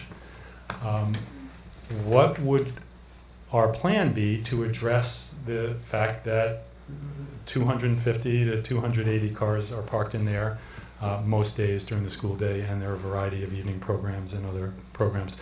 It gets significant use. So we're going to start with a presentation from Michael. Is Steve here? Steve, you're back in the corner there. Steve Asoya will then share a few comments about his view from the pool, from the school's perspective, and key constituencies within the school. And then Paul and I have been talking about the question of what would a plan look like to replace some of this parking, and so Paul will offer a couple of comments on that, and then we'll open it up for conversation. But as we do the presentations, Q&A, make sure we understand what we're talking about. Feel free. So, Michael, the floor is yours. Good evening. My name is Michael Worthman. I'm a principal with KLOA, Kenneck Lindgren O'Hara Boona. As you've heard, we put together the parking evaluation back in September, pretty much in a couple-week process. And I believe the study everyone has had. I will give you a brief presentation. It's very similar to what I presented to the board, I believe, back in September. And unfortunately, I'm going to give you a lot of additional numbers that you've already had, so bear with me. So the purpose of the study was to determine the existing parking inventory and occupancy of the area parking on street and within the parking garage, and sort of what the impacts of eliminating the parking garage would be. So let's get into it. This exhibit shows the study areas that we had for the evaluation. We had several different study areas. We had a primary study area and 3 secondary study areas. The primary is in purple on that exhibit. It borders Chicago on the north, Ridgeland on the east, Pleasant on the south, and Oak Park on the west. It's generally within 2 to 3 blocks from the school campus, the borders of the primary zone. And then other than Lake Street, the study area, the primary study area, does not cross any other major roads. So it's not crossing Oak Park, Chicago, or Ridgeland. In addition, there are 3 secondary study areas adjacent to the primary study areas. These are all about 2 to 3 blocks additional north, east, and south of the primary study area. And those are in green. Can you go to the next slide? This slide shows how we broke them down into zones. The primary study area has 6 zones, and then each of the secondary is considered one zone. Zone 8, which is a secondary study area, contains By School, and Fenwick and Julian are adjacent to Zone 9, just for some background information. After we defined the study areas, the next thing we did was go out and do our parking surveys. We looked at 2 things in our survey. First was to determine the inventory of the parking within the various study areas. This was done by going out and conducting field surveys to determine the number of spaces and the parking restrictions on these spaces. Just a note, most of the roads in the study area do not have parking striping, to designate parking spaces. So the inventory is an approximation of how much parking is on each road or each zone. As we all know, people park different on street. They leave more room, less room, so forth. So it's just an approximation of the inventory. Second, we went out and conducted occupancy surveys, actually went out and physically counted all of the vehicles on the street and in the parking garage. This was done every hour during 3 different time periods. The first time period was on a weekday or a school day. This was conducted on Thursday, September 11th from 7 a.m. to 5 p.m. The second time period was a weekday evening. This was conducted on September 4th from 6 p.m. to 9 p.m. This was the back to school night for the high school, so it represented a peak time at the school. And the third time period was on a Saturday from 7 a.m. to 3 p.m. And that was done on September 6th when the farmers market was in operation across the street. Just so you know, the surveys were performed for 1 day for each of the time periods. As we all know, there is some variation in parking. So this shows you one snapshot in time. Probably in the winter, the demand would be a little higher on some of these streets and in the garages as more people are driving and not walking and driving. So next, let's talk about the parking inventory. First, the amount of school parking that is provided in the area. There's a total of 630 spaces that are reserved for students and staff during the school day. This is broken down by about 300 spaces in the garage, which is basically reserved for staff. Lot 22, which is just across the street in the church parking lot, has about 100 spaces for staff. And then there's 220 on-street parking spaces for both staff and students. Of those 630 spaces, about 465 are for staff and about 166 are for students. These are reserved permit parking, like I said, either in the garage, lot 22, or on street. Just so you know, the elimination of the garage, the 300 spaces, would reduce the total parking, school parking, by 48%, so almost 50%, and it would reduce the staff parking by 65%. As it relates to the on-street parking inventory, let's first talk about the weekday school day. This slide represents the different types of parking that are available on a weekday. The green, what you see around the school, thank you, is the parking that's reserved for the school. And most of this parking is adjacent to the campus. So you have it on Erie, Scoville, Linden, Lake Street, South Boulevard, East Avenue. It's all around the perimeter. That's where you have the 220 on-street parking spaces. The yellow lines, please. I'm just going to interrupt you for No, please interrupt me as I go.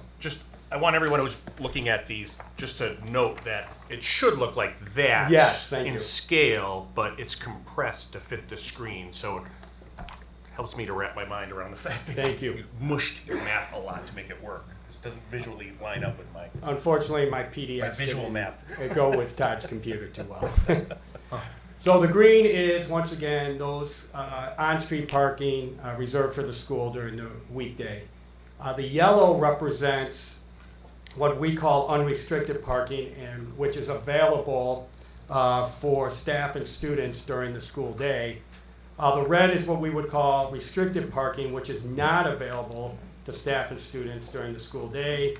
This consists of other types of permit parking, meter to pay parking, parking with time restrictions. There's a lot of no parking 8 a.m. to 10 a.m. And there's also time limit restrictions, 1 hour, 2 hour, and 3 hour parking. A lot of that is as you get closer to Oak Park Avenue and the Oak Park Retail District. So as you can see in the conclusions you can make from this, the majority of the parking in the primary area is restricted. It's that red parking. It's not available to students and staff.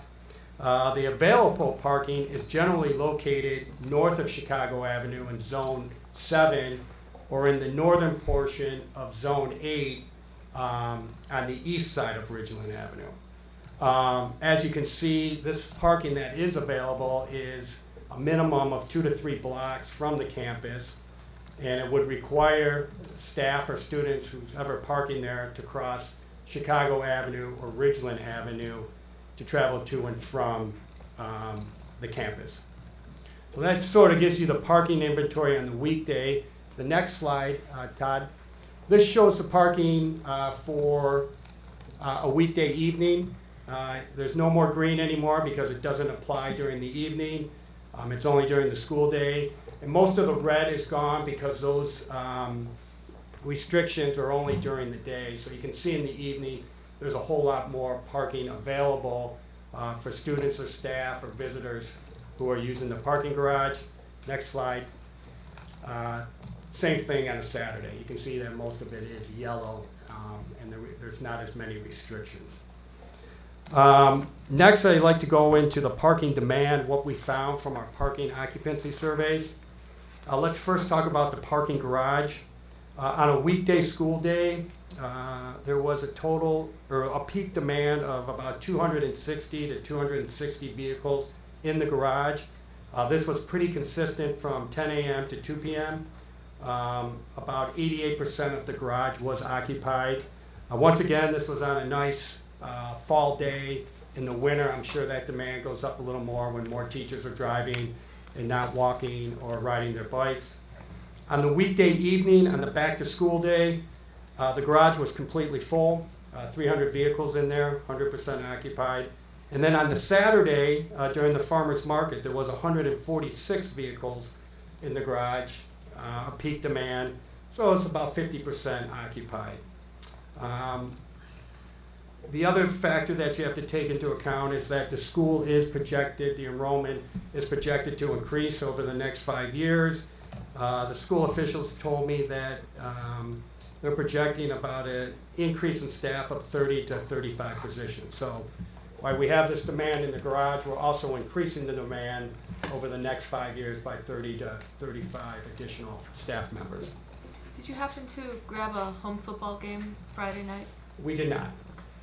We were limited on time, and but you know, we can always go back and look.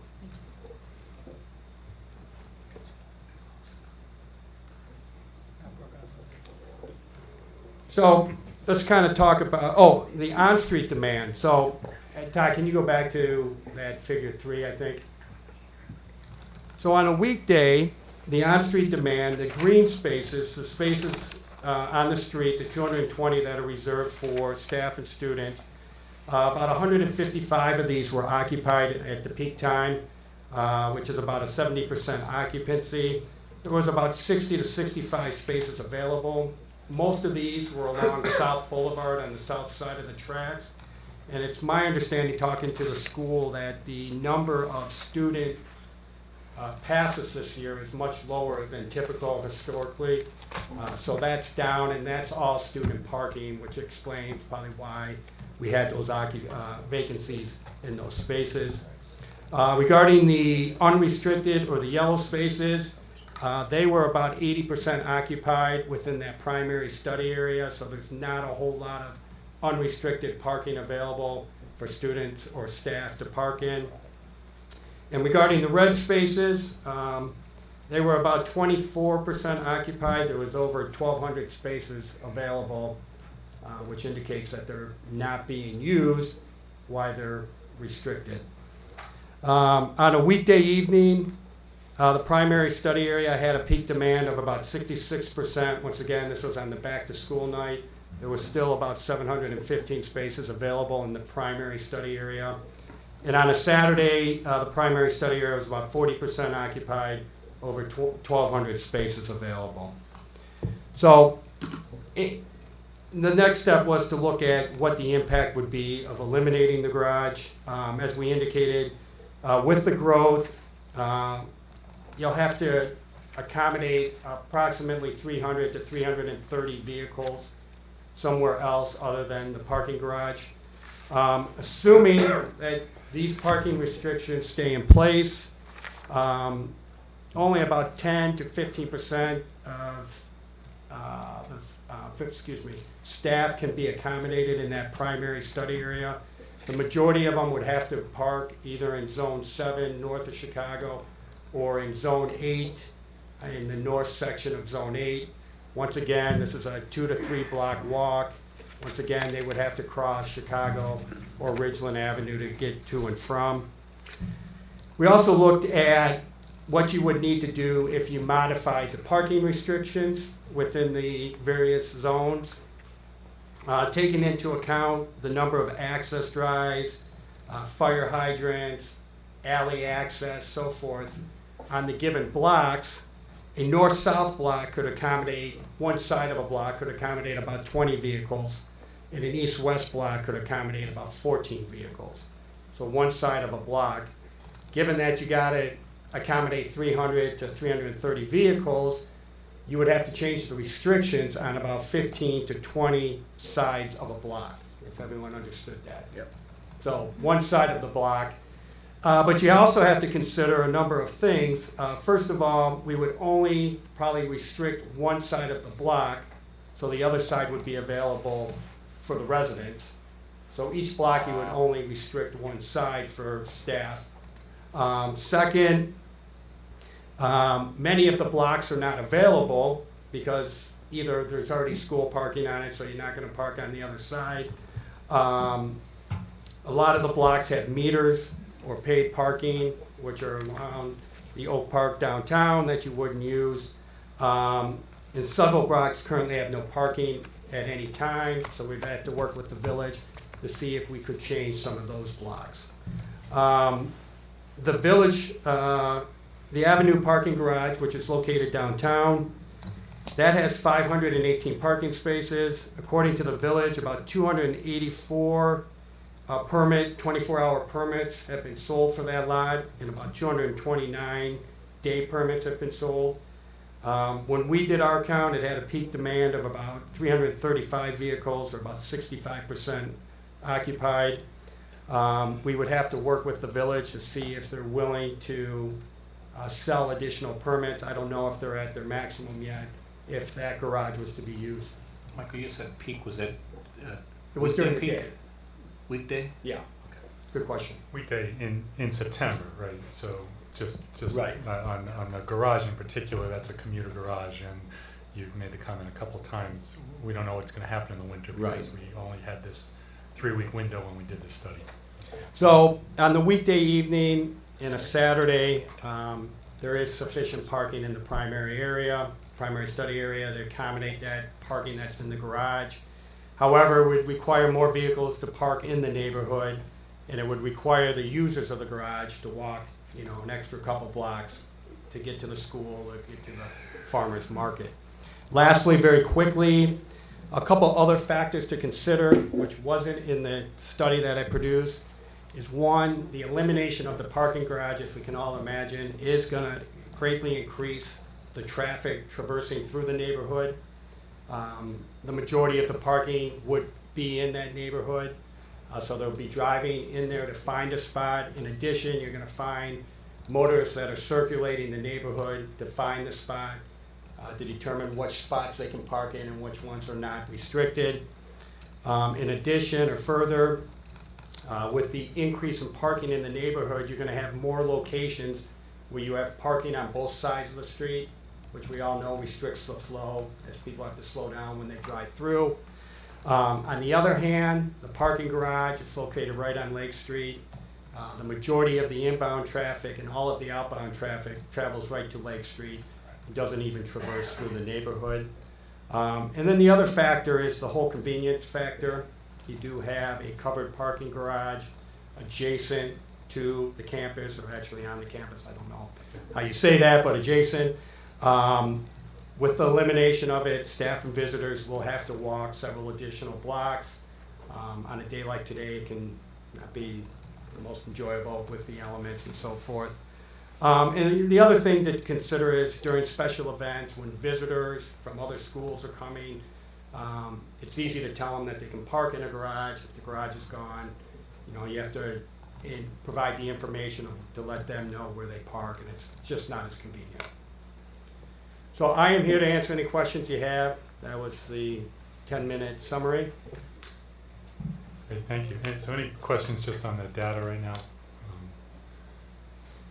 So let's, good.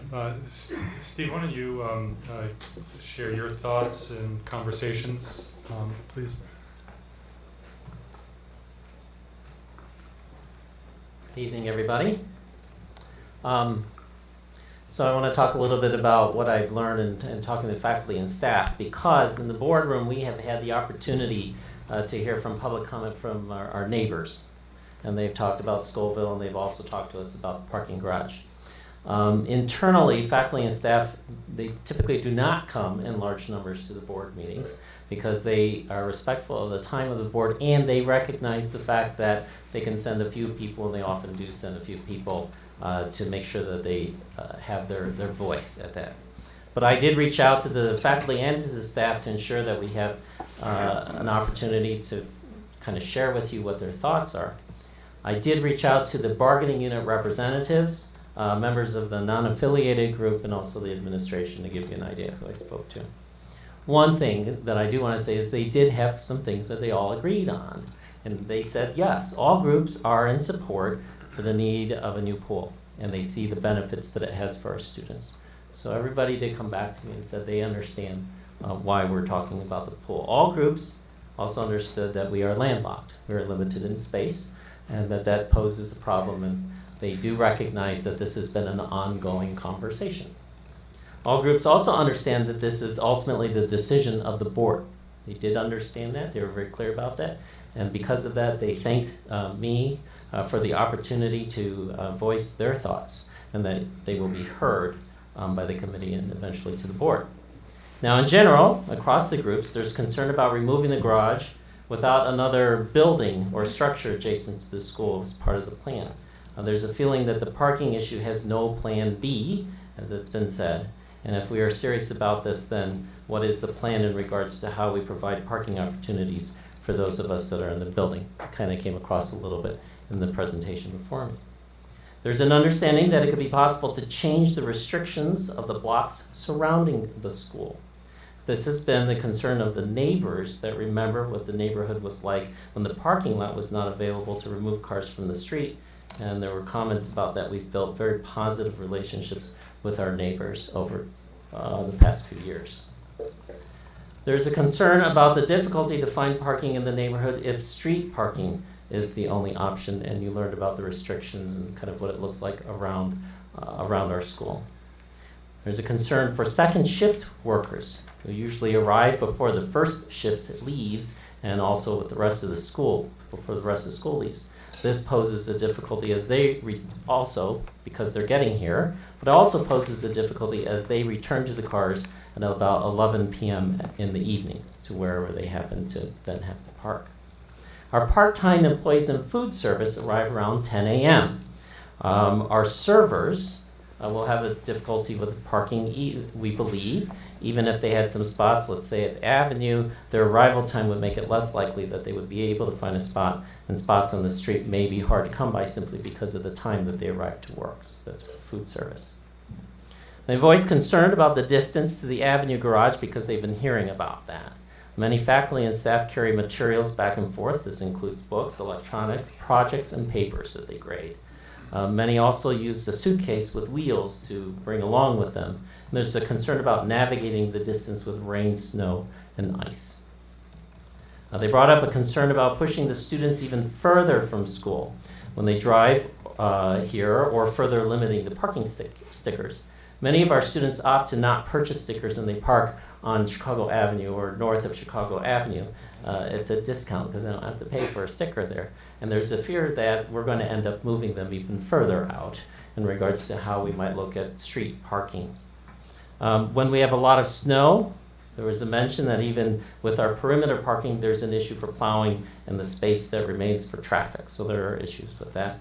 We all know that it's coming soon. I was reminded that the garage was the solution to many issues we had with having to park in the street. Many of our employees remember what it was like, and the garage provided solutions and helped in regards to our relationship with our neighbors and how we could serve our guests. What, if any, of these solutions will be recaptured by its removal is a question that they ask. It is not making sense from the longer view or overall picture. Buildings and Grounds just reminds us if we take on the garage, we need to be mindful in understanding the condition of the garage before we buy it, just like you would consider your own home if you were going to buy one. And lastly, there is concern about how we will be able to host our guests for events during the day and after school. So in the very fine print that you can see on the screen, this is a brainstorm, a draft. And so for any of the people that end up looking at this in public, if they do not see their event, I apologize. And I tried to categorize this, so we'll send you an electronic copy so that you can see this. Where it says school, these are sort of school business types of activities. Where it says sports and activities, I'm sure you can figure out what that means. That's for our clubs and our athletics. Fine arts would be any of our fine arts types of productions.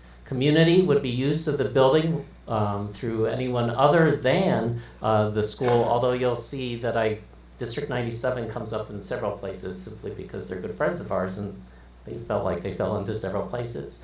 Occasional school events are things that tend to rotate, like the West Suburban, they rotate through schools, so we may not do it every year. And special events are some of the events that we've done. It's a one-time type of thing, but we've been able to do.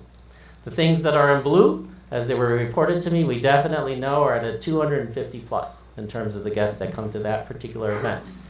Keep in mind, some of the events happen all on the same night in some cases. Some of the events will draw numbers. For example, the musical can draw numbers upwards 1,200 to 1,500 people for the one evening in that one particular event. So there's a whole range of things that are happening.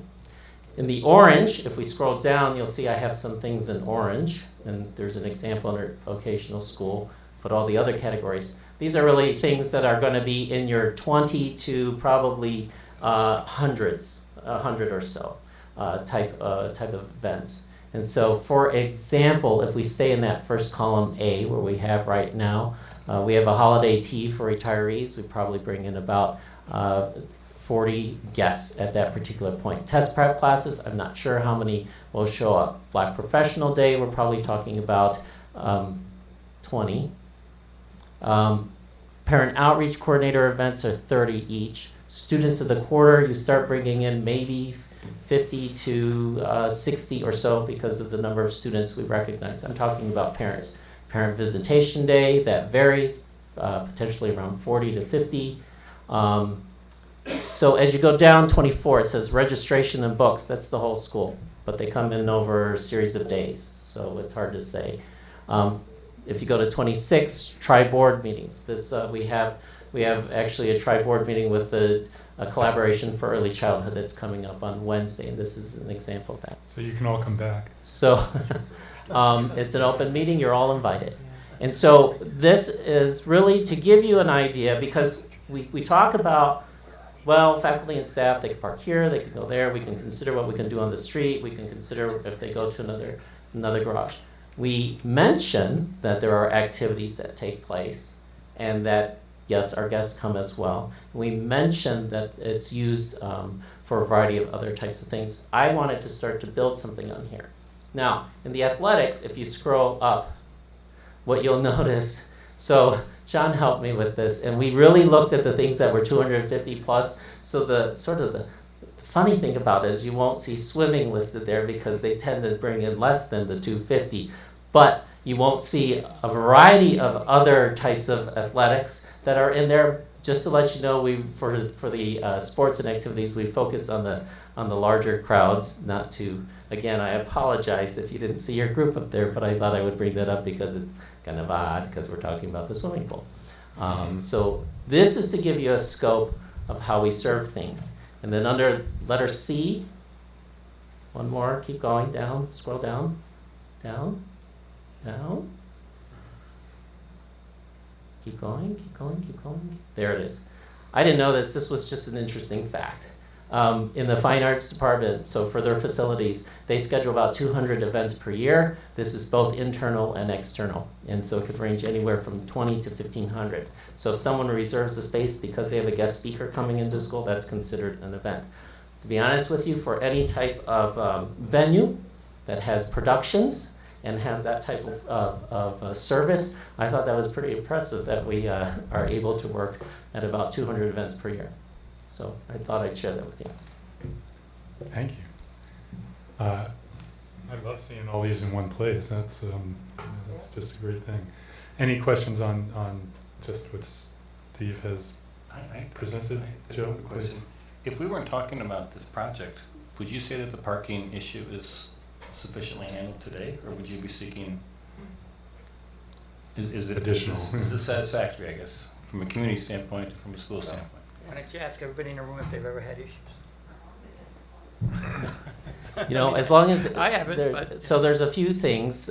We do have the perimeter parking and we have the church parking. And the church parking is through an agreement that we have with them. And so as long as that continues and we can build that and that relationship continues, that we have to remember that's 100 plus cars that are over there. We definitely would have a problem without it.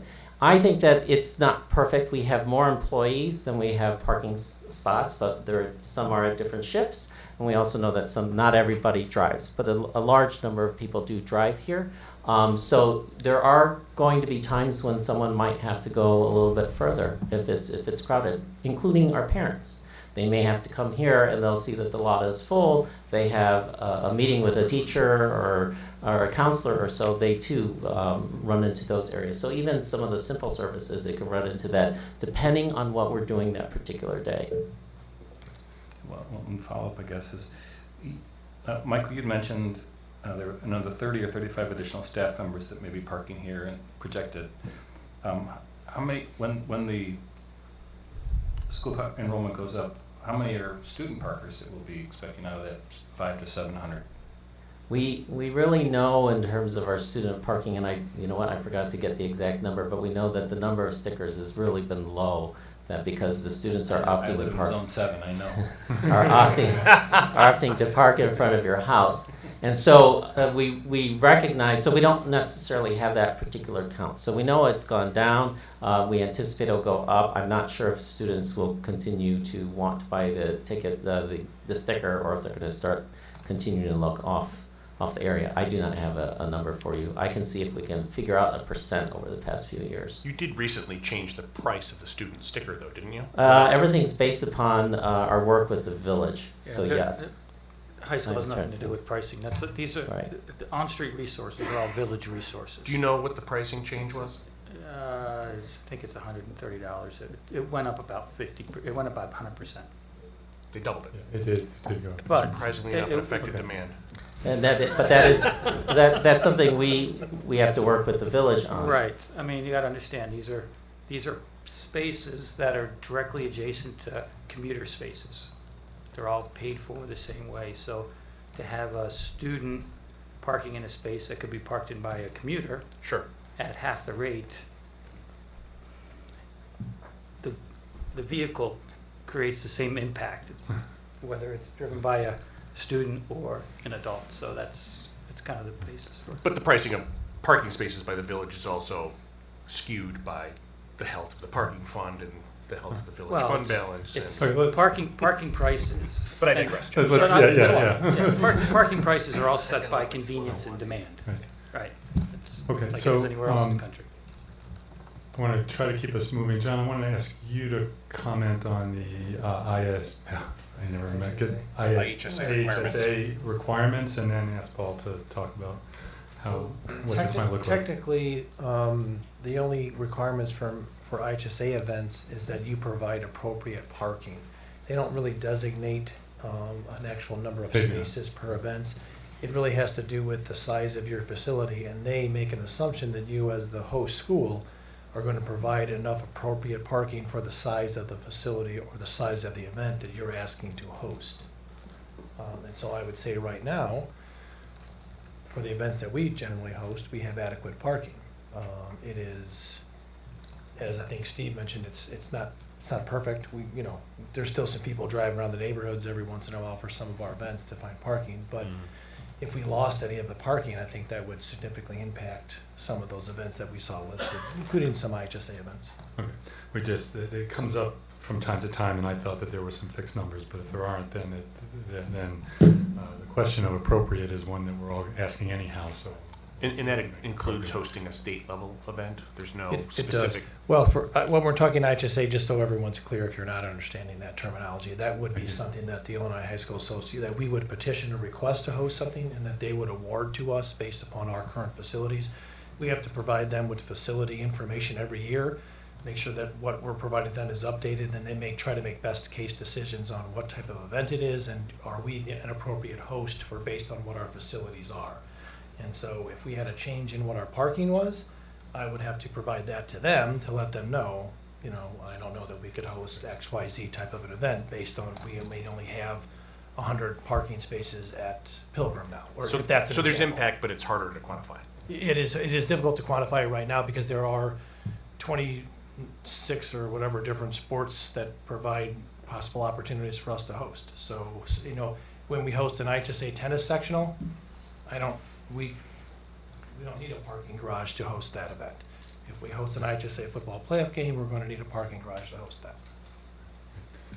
Just very quickly, this was interesting to me. I had occasion to ask last week for a different group how many staff members in the high school and how many in district and out of district, and then there are 526 total staff members actually, and only 125 live in the district, so 401 are out of the district, which I thought was interesting, and it does seem to indicate we've got a lot of people having to drive. Jeff, Okay. can I just toss in, from a business perspective, it's gonna be really challenging to get those restrictions lifted as you get closer to Oak Park Avenue. And I don't at all see the business community welcoming 300 additional cars parked all day around the intersection of Oak Park and Lake. That's not gonna work for a lot of different reasons. And if those restrictions get lifted, what's gonna happen is the employees of those businesses who are currently parking elsewhere are gonna wind up in those spots we're thinking via the traffic study could be available for teachers. All right, let's give Paul a shot at a chance to talk about how he's been thinking about it. That'll help frame that part of the conversation. And give us your background, Paul. And Paul will try to keep his emotions out of this discussion. Could be very difficult. I spent 8 years heading up the Parking and Traffic Commission for the Village of Oak Park's village government. During that period, we studied not only this area extensively, but we also studied the business district at basically Oak Park in Ontario, as well as an extensive study of Fenwick High School's parking issues, which are overlap. They overlap OPRF. So I've seen all the studies. I've seen all the numbers. I've heard all the arguments. I've heard them multiple times about people won't walk 2 blocks and this, that, and the other. That's where I got to keep my emotions out of the discussion. But I live on 700 block in North Kennewick, and I've parked in this parking garage one time in my entire life. So, but that's another matter. And I come to 50% of those events on there. In looking at this question over the past 8, 10, 12 years, as far as how the parking demand shifts and moves, certainly those spots on South Boulevard are generally underutilized. In fact, most of the parking on South Boulevard is generally lightly utilized. So there is opportunity for additional spaces there. Now, to the point that was raised related to parking permits, those are all revenue generating spaces. In fact, every space in this area would typically be a revenue generating space for the village's parking fund if it were not graciously given to the high school. But those spaces, specifically on South Boulevard, are permitted. They are fee parking for the students. So that's one little detail that would have to be worked out. If you transition some of those to staff and to staff permits, they would somehow have to have the equitable fee. As far as the 300 spaces on site, in conversation, Jeff asked me, so what would you recommend, or what would you think? I do think it's certainly an obligation of the high school to provide some off-street, on-site parking for the variety of events. Is it 300 spaces? Based on the numbers I've seen and heard, the max seems to be at 300 spaces, so that seems to be a little high. I would think that if we could do 100 to 120 spaces on site, that would be basically the first level of parking that currently exists. Plus the ramp that goes down is around 100 spaces. So that'd be 100 on site. There's 60 south of South Boulevard. That would put around 100 to 120 into the community, into some of those those currently restricted permitted spaces. That's probably a nice sharing of the responsibility and parking in this village.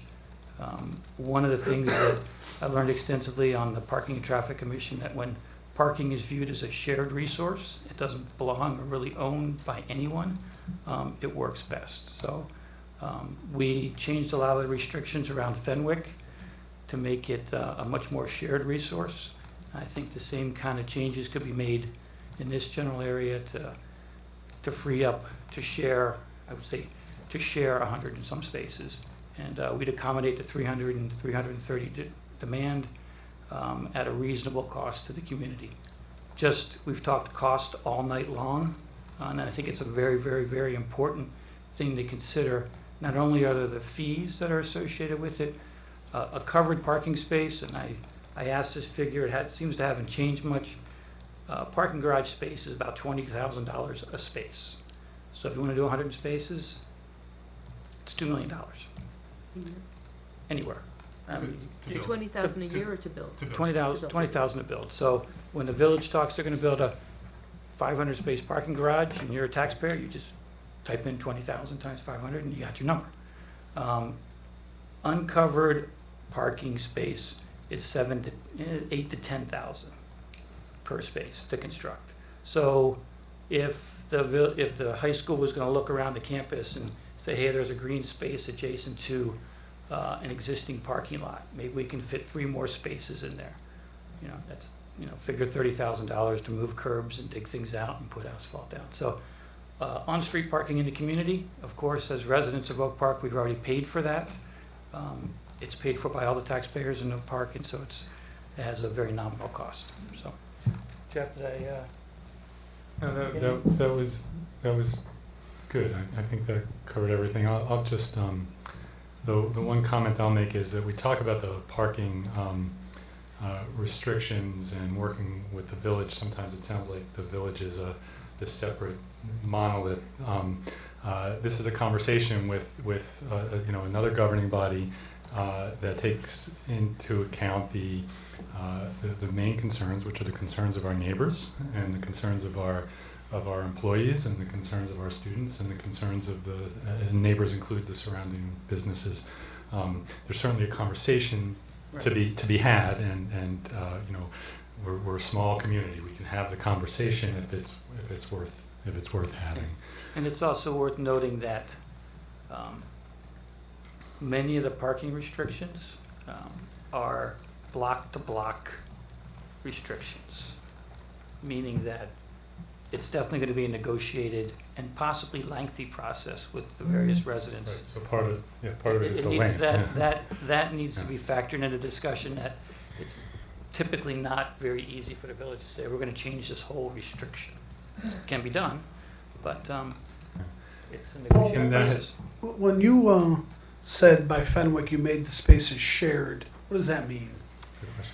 What we did, there was a number of areas down there where the overnight restriction, so let's take to the east side, and I don't really want to talk to I don't want to talk to the west side too much, because when you start bumping up against the business district and the multi-use or the multi-residential houses along Oak Park Avenue, it starts to get really dicey really quick. But in many of the areas down by Fenwick, we had residential permit parking that went from 10 p.m.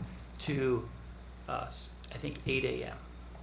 Okay, and then we had student parking that started at 8 a.m. Well, that really only leaves 1 minute for a turnover. So what we did is we shortened, and we did the same thing on South Boulevard here too also. So we went to a 10 to 6 restriction for the overnight and a 6 to whatever for the student parking, with the understanding that there's a lot of people who leave for work at 6 o'clock in the morning. So when they leave, why not use that space for the next group of users? So that 2 hour, we had that 2 hour flex period. We did it on South Boulevard, and I think we did it along Scoville also. And so it basically doubles your parking availability without any noticeable impact on the community. And then, given your views and your experience in parking, so what's your stance on the garage? Well, with regards to the pool? Like I said, if we could do, and I have no idea what I'm not even going to start about the structural concerns, but if there was a way to either buttress what's currently out there to support a pool and keep the first layer, so we had 120 spaces on site, possibly under the pool or over the pool. Going down, building down doubles the cost. Right. So if you got a $20,000 flat parking, it's $40,000 if you go into the ground, thereabouts. So if we could build the pool on top of 1 layer of parking, you see parking on the first level. think it'd be a nice thing to look at. Okay, So thank that's a you. really important piece of how you're thinking about it, and I did ask Rob to give a little bit of thought for that. Do you have any commentary on including some parking in a pool structure on the garage site? The original pool study report did include an option to do that. Can you have a mic? Just grab the mic. The original pool study option did take that into account. So there was an option with one layer parking and the pool structure above it, but it was one level down, was so it underground, was, right? the parking deck was below grade. Okay.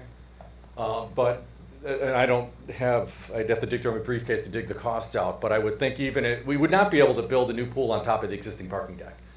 No, not the way You would it's have to done. tear down the parking deck and build new. So it is possible. So we would just revise the option we already presented to possibly move the parking up to grade and then build a new pool on top of that. But there's no way around tearing down the existing deck to do something new. Yeah, I actually remember the number quite distinctly for going underground, and we were going to get 100 spots for $12 million. It was $120,000 a spot to go underground there. So that was not didn't last long in the conversation. Kathy? But Jeff, if you took any of these build a new building scenarios, if I take the 20,000, and I know it drives you crazy when I pull out my calculator. No, but you're right. Yeah. It's 8,000, or it'll be 8 million for 200 spaces, right? If it's 20,000 times. So Paul said it was 20,000 to build one space. If you put back, so pull down the building and put back 200 spots, add 8 million to whatever new building you've constructed. That's a possibility. That's a possibility if those are above ground Agreed. spots. That's right, which is what Paul's suggesting. So, but then we get into both the engineering issues of putting all that water above, and we get into the height issues. So it becomes a challenge. And Patrick just stood up to say something about that. Yes, what I think you're just about ready to touch on is we need to think, we talk about tucking something underneath the pool. You got to remember the water depth.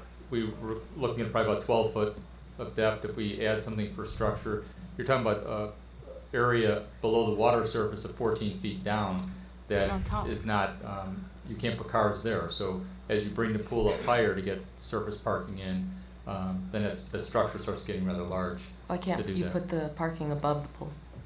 The difficulty there, if you walk the parking structure, you look at the spacing of the columns, how often they're in place, and you look at the depth of the structure that's there. Now imagine spanning over the width of the pool plus the decks, because we want to be able to view from the seating, to be able to view all lanes of the pool, as well as if you're on the side deck, to be able to view all the lanes. And so you end up creating a large span that would create a deeper and deeper structure. And again, you can do anything with cost, right, money and time, but it really makes it infeasible, but parking over the top of the pool makes more sense to put it underneath. Well, and never mind that you have to ramp up to it. Correct. That's So- almost I think it's really the semantic. less feasible part to me is where do you put the ramp? So that's, Jeff asked me, that was my Yeah. thing, was 100, 120 spaces under. I don't know how big the footprint is, if you did that. Move some into the community based on their assessment. That's basically you're impacting probably 10 blocks possibly in that area. I gotta believe that there's 10 side blocks, or if we're talking odd even parking, we're doing that already north of Chicago Avenue, and I don't think there's been any dramatic impacts of that. And then use the other underutilized permit spaces. Joe and Perhaps undercounting the demand for the garage parking spots, given the revitalized Ridgeland Commons with turf and year-round hockey now? I think most From of a that village demand is, perspective? most of that demand is east, goes east or south. We haven't had, I mean, a lot of it goes up on, so I think on the parking, as we put together our matrix that we're going to put together, we hope, the parking garage has a couple of key questions to it. What's feasible at what sort of cost range for incorporating parking into a new facility on the current parking garage site, and how do we think about both the the impact on the neighborhood, the impact on the employees, the impact on the school, and the process of getting regulations changed to move parking into the neighborhood. We would have to consider both of those when we come to debate this. I don't think we can do much more on that tonight. We'll get a little bit more information on that. I will say, the other thing to consider in this whole equation is fee structure. Traditionally, people pay more for convenience, so if you had very convenient parking, it might be something to consider. I'm not saying it is, but if you want to be close to the building, you pay a little bit more than if you want to walk a block. Charging the staff? I mean, that's, He it didn't, is, he you didn't are, say it, Peter, you did. you are the largest employer in the community. All the other employees in the community oftentimes pay for parking. But in a collectively bargained situation, it just goes to the next contract. I'm just saying that if you want to, you Having been saw on a the school board. right. I'm just saying, if you want to, it has a direct impact on demand. Direct impact, as you saw with the students. So, Paul, thank you for your passion about the issue, keeping it in check, and giving us a really good outline of that. Peter? 2 minutes from a neighbor perspective. I think that's great, You might yes. want to Thank speak you. as well, Steve, because you're another Yeah. neighbor. It I was an might also. untenable, you are too. It was really an untenable situation prior to the garage being built. I bought my house knowing the high school was here. I don't have an issue with that. But you do need to understand that when the staff was parking on the street, you could not have a nanny, you couldn't have a contractor, there was no parking anywhere. I have no issue with the nighttime impact on the neighborhood. I have no issue. My kids go to school here, I come to sporting events here, I come to art events here, I welcome our community to come and use the facility. But when it's literally almost all waking hours from 6 a.m., because staff comes early here, believe it or not, and too late at night to 10, 11 o'clock for events, it really is an untenable situation because there's more than just the fact that there's a car in front of your street. The practical impact of a car always being in front of your street is also this junk that gets thrown on your front yard from the people who get out of their car and throw the sandwich bag or whatever it is under your front yard. It really, it was not a great relationship between the neighbors and the school. And one of the best things the school did was put the garage up. I like Paul's approach because I think there is The a village happy put, the medium. village put the garage up. Village put the garage up, thank you. There is a happy medium in there. Does it have to be 300 spaces in a garage? I'm fine with something, but I don't think it can be tear it down and dump 300 cars into the neighborhood. I don't think that's a I don't think realistic that's- solution, and I'm glad Paul didn't come with that. Well, you've heard Paul Steve, say you just that want to before. second that, Steve, or do you I want will to second Because I've heard Paul Yes. say that before. Yeah, and I will second that, and then again, as I've done throughout these proceedings, is thinking long-term. And I can see from what Paul said and listening to the survey, that we could do things in which we could throw some of this parking back into the streets and make it work for a period of time. But again, it's a long-term perspective, and the school's growing, there's more density coming into the community, that's not going to stop, there's gonna be more need for events, hopefully at the high school, if we get the pool done and other things done. So I think we need to think long-term, and having a parking facility like that, I think is valuable long-term. any other comments on the parking garage for tonight? So it's 9:30, we're gonna do next steps and public comment. The next steps are, I think that basically it was a very good conversation throughout the night.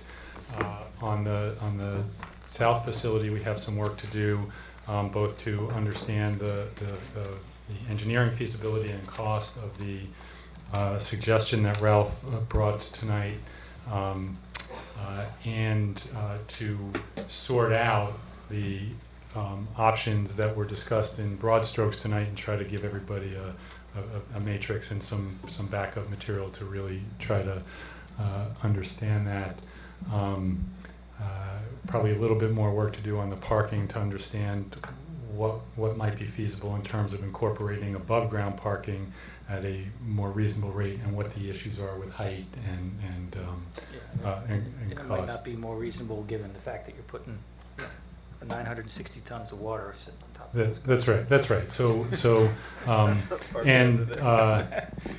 and maybe just understand a little bit more of the process that we would have to work to the village. So we'll try to bring all that back, and I will call on a few people to help with a couple of these steps. I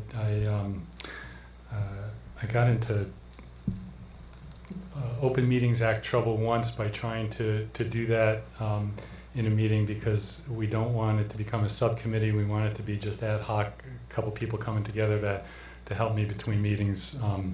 As long as it's under the majority of a quorum, we can do that, and so long as it's not a permanent subcommittee.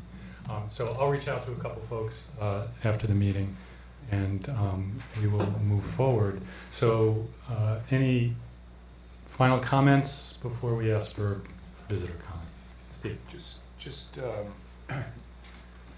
the other option that we haven't talked about, but Steve mentioned, is something on the baseball field. Yeah. And I don't know, are we going to talk that through next time? Is that the idea? Well, I hoped that we would touch on it tonight. There is a memo up. If you haven't read it, under item 5 on today's agenda is a memo I put together that outlined where we were on all the different options, and on the southeast and the parking, I gave very broad brushes and said we're going to talk about them tonight. On baseball and Lake Street, I talk in a little bit more detail here, so I do encourage everybody to read that. I don't know yet exactly how we're going to deal with all the different options that are on the table and how we're going to structure the next meeting, but absolutely the possibility of building on the baseball field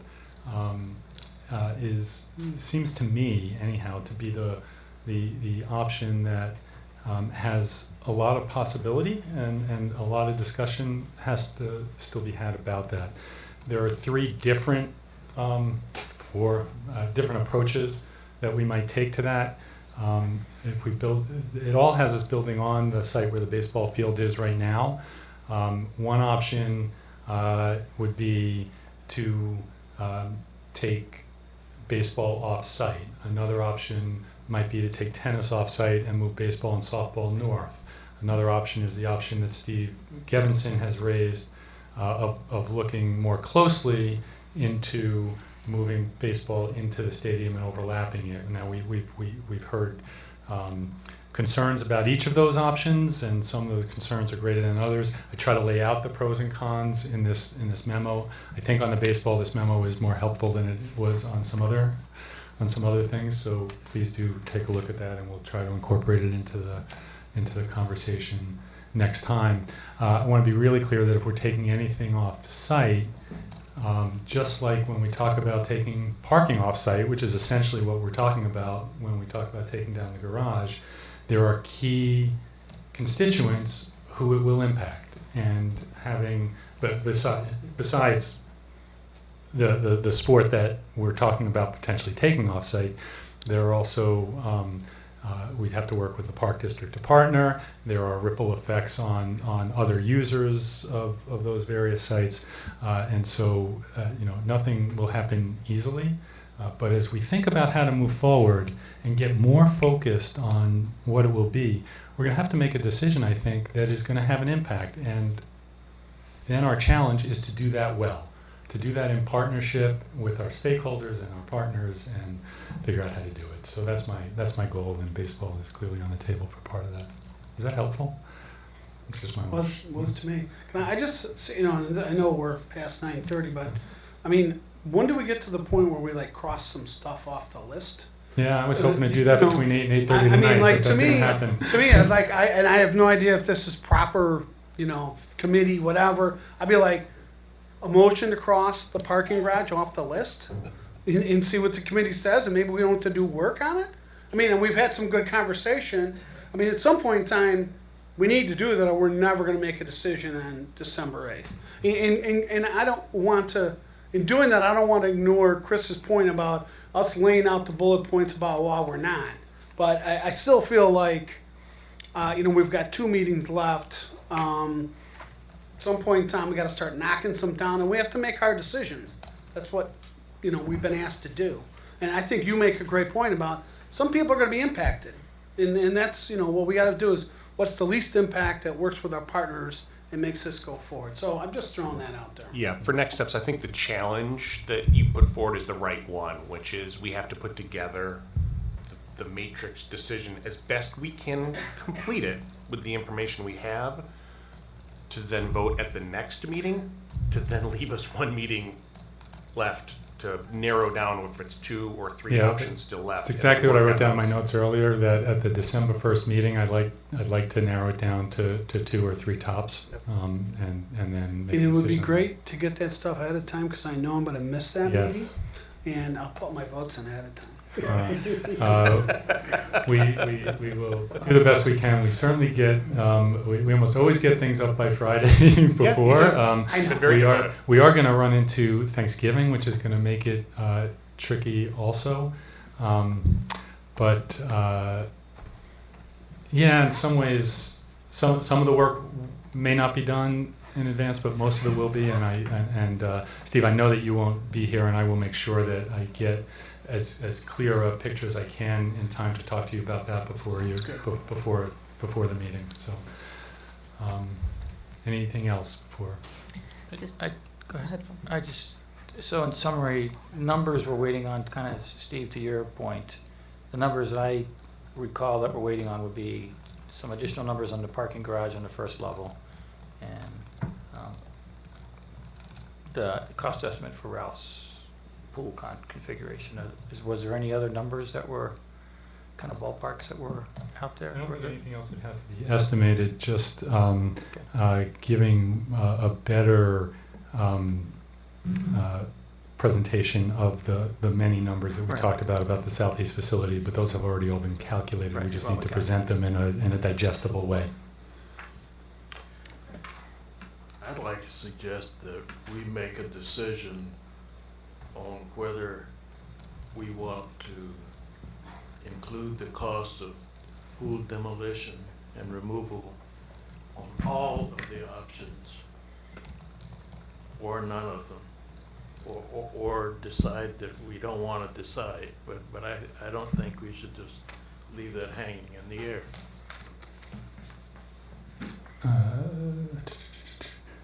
I think I agree with you and can find a way to build it into the matrix that we're going to do for next time, so that we will be making a clear decision about those pools at the next meeting too, or before this process is over. Okay. I would also like to suggest that we look at not only what the various options are, but for how long. It makes a difference, for example, whether you're talking about an inconvenience that lasts for 2 years or an inconvenience that lasts for 52 years. And that's not something that has come up in the conversation very much. Yeah, disruption of construction versus permanent displacement is something that has come up and was actually in the matrix done for September 19th and is mentioned in each of the options in my memo. So it has come up, and it will be in our matrix for the decision-making process. With that, Gail, has anybody signed up for public comment? Okay. Kevin, please.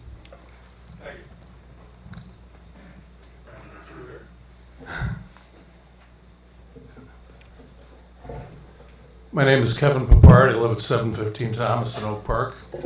I graduated as part of the class of 1966, and I got my diploma handed to me by my father, who was on the school board, in fact, the president of it, when the bonds were sold to build the new building, which sets that away.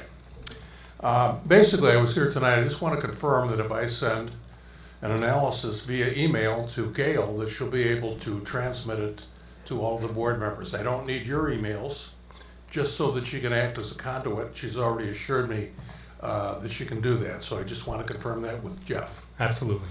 Okay, and by and large in that, I'm going to focus on financing this matter. That was one of John Phelan's questions. And if you think tonight was a tough session, that one's going to be really bad. I think you've got the right aspect here, and Ralph focused on it. Do you want to do a truly integrated decision? If you do that, you should look at what Jeff mentioned last time, is potentially $50 million plus for redoing the academic building, for repurposing the space within there.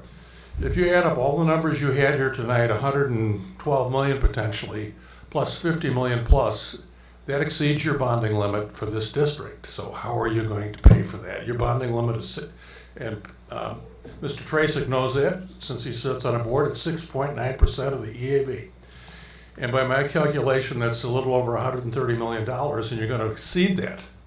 So you got to find a way to pay for this. The natural way is to bond it. And this will all be in what I write you up, and that's why I can't do it in 3 minutes. The natural way is to bond it. Otherwise, you're going to have the past generation pay all kinds of money for a free pool for people who will get it scot-free, and that's sort of a moral hazard, so to speak, where they get the wrong message out of that. In some cases, you're going to be required to have a referendum. There's about $40 million worth of non-referendum bonds that this district can sell within about 2.5 years or so. I think Jeff alluded to that in something about paying off your existing debt. But once you do that, you're done for 20 years on that scheme. And you're going to have to go to the voters for bonding. Are they going to give it to you when you have 120 million plus in the bank? I'm going to give you some of the trade-offs on that. The timing on a referendum, and that's part of your artificial timeline here. I don't think you have to make a decision by December 8th, because I don't think you can. And I don't know what referendum you'd put on the ballot for April, which has to be decided put on the ballot by January 9th, or the resolution has to be passed. You can't rightly say, here's what we want to do. You're in a real bind on the financing, and that's what I'm going to write up. If you don't put it on this April, which means that January 19th decision, the next time you can legally put a referendum on the ballot is March of the year after next, 2016. You're in a real bind, and then after that it's the presidential election in November, which is one that schools usually do not want to have to face. So I have a lot to write up. I can't do that in 3 minutes. I will give you my credentials. I've been working on stuff at Oak Park, starting with District 97 back in 1988 when I was on one of John Fagan's committees. So I have a lot to tell you, and I'm going to pass it through Gail as the conduit, and I will try to have that ready in a week so I can ruin your Thanksgiving for you. Thank you. Thank you, Jeff, for the time. Yeah, no, I appreciate it. Kevin has been a stalwart community member around financing issues. And just as a reminder, we do hope to talk about financing as part of the next meeting agenda also. Is there anybody else who would like to make comment tonight? With that, I would like to ask for a motion to adjourn. So moved. Second. All in favor? Aye.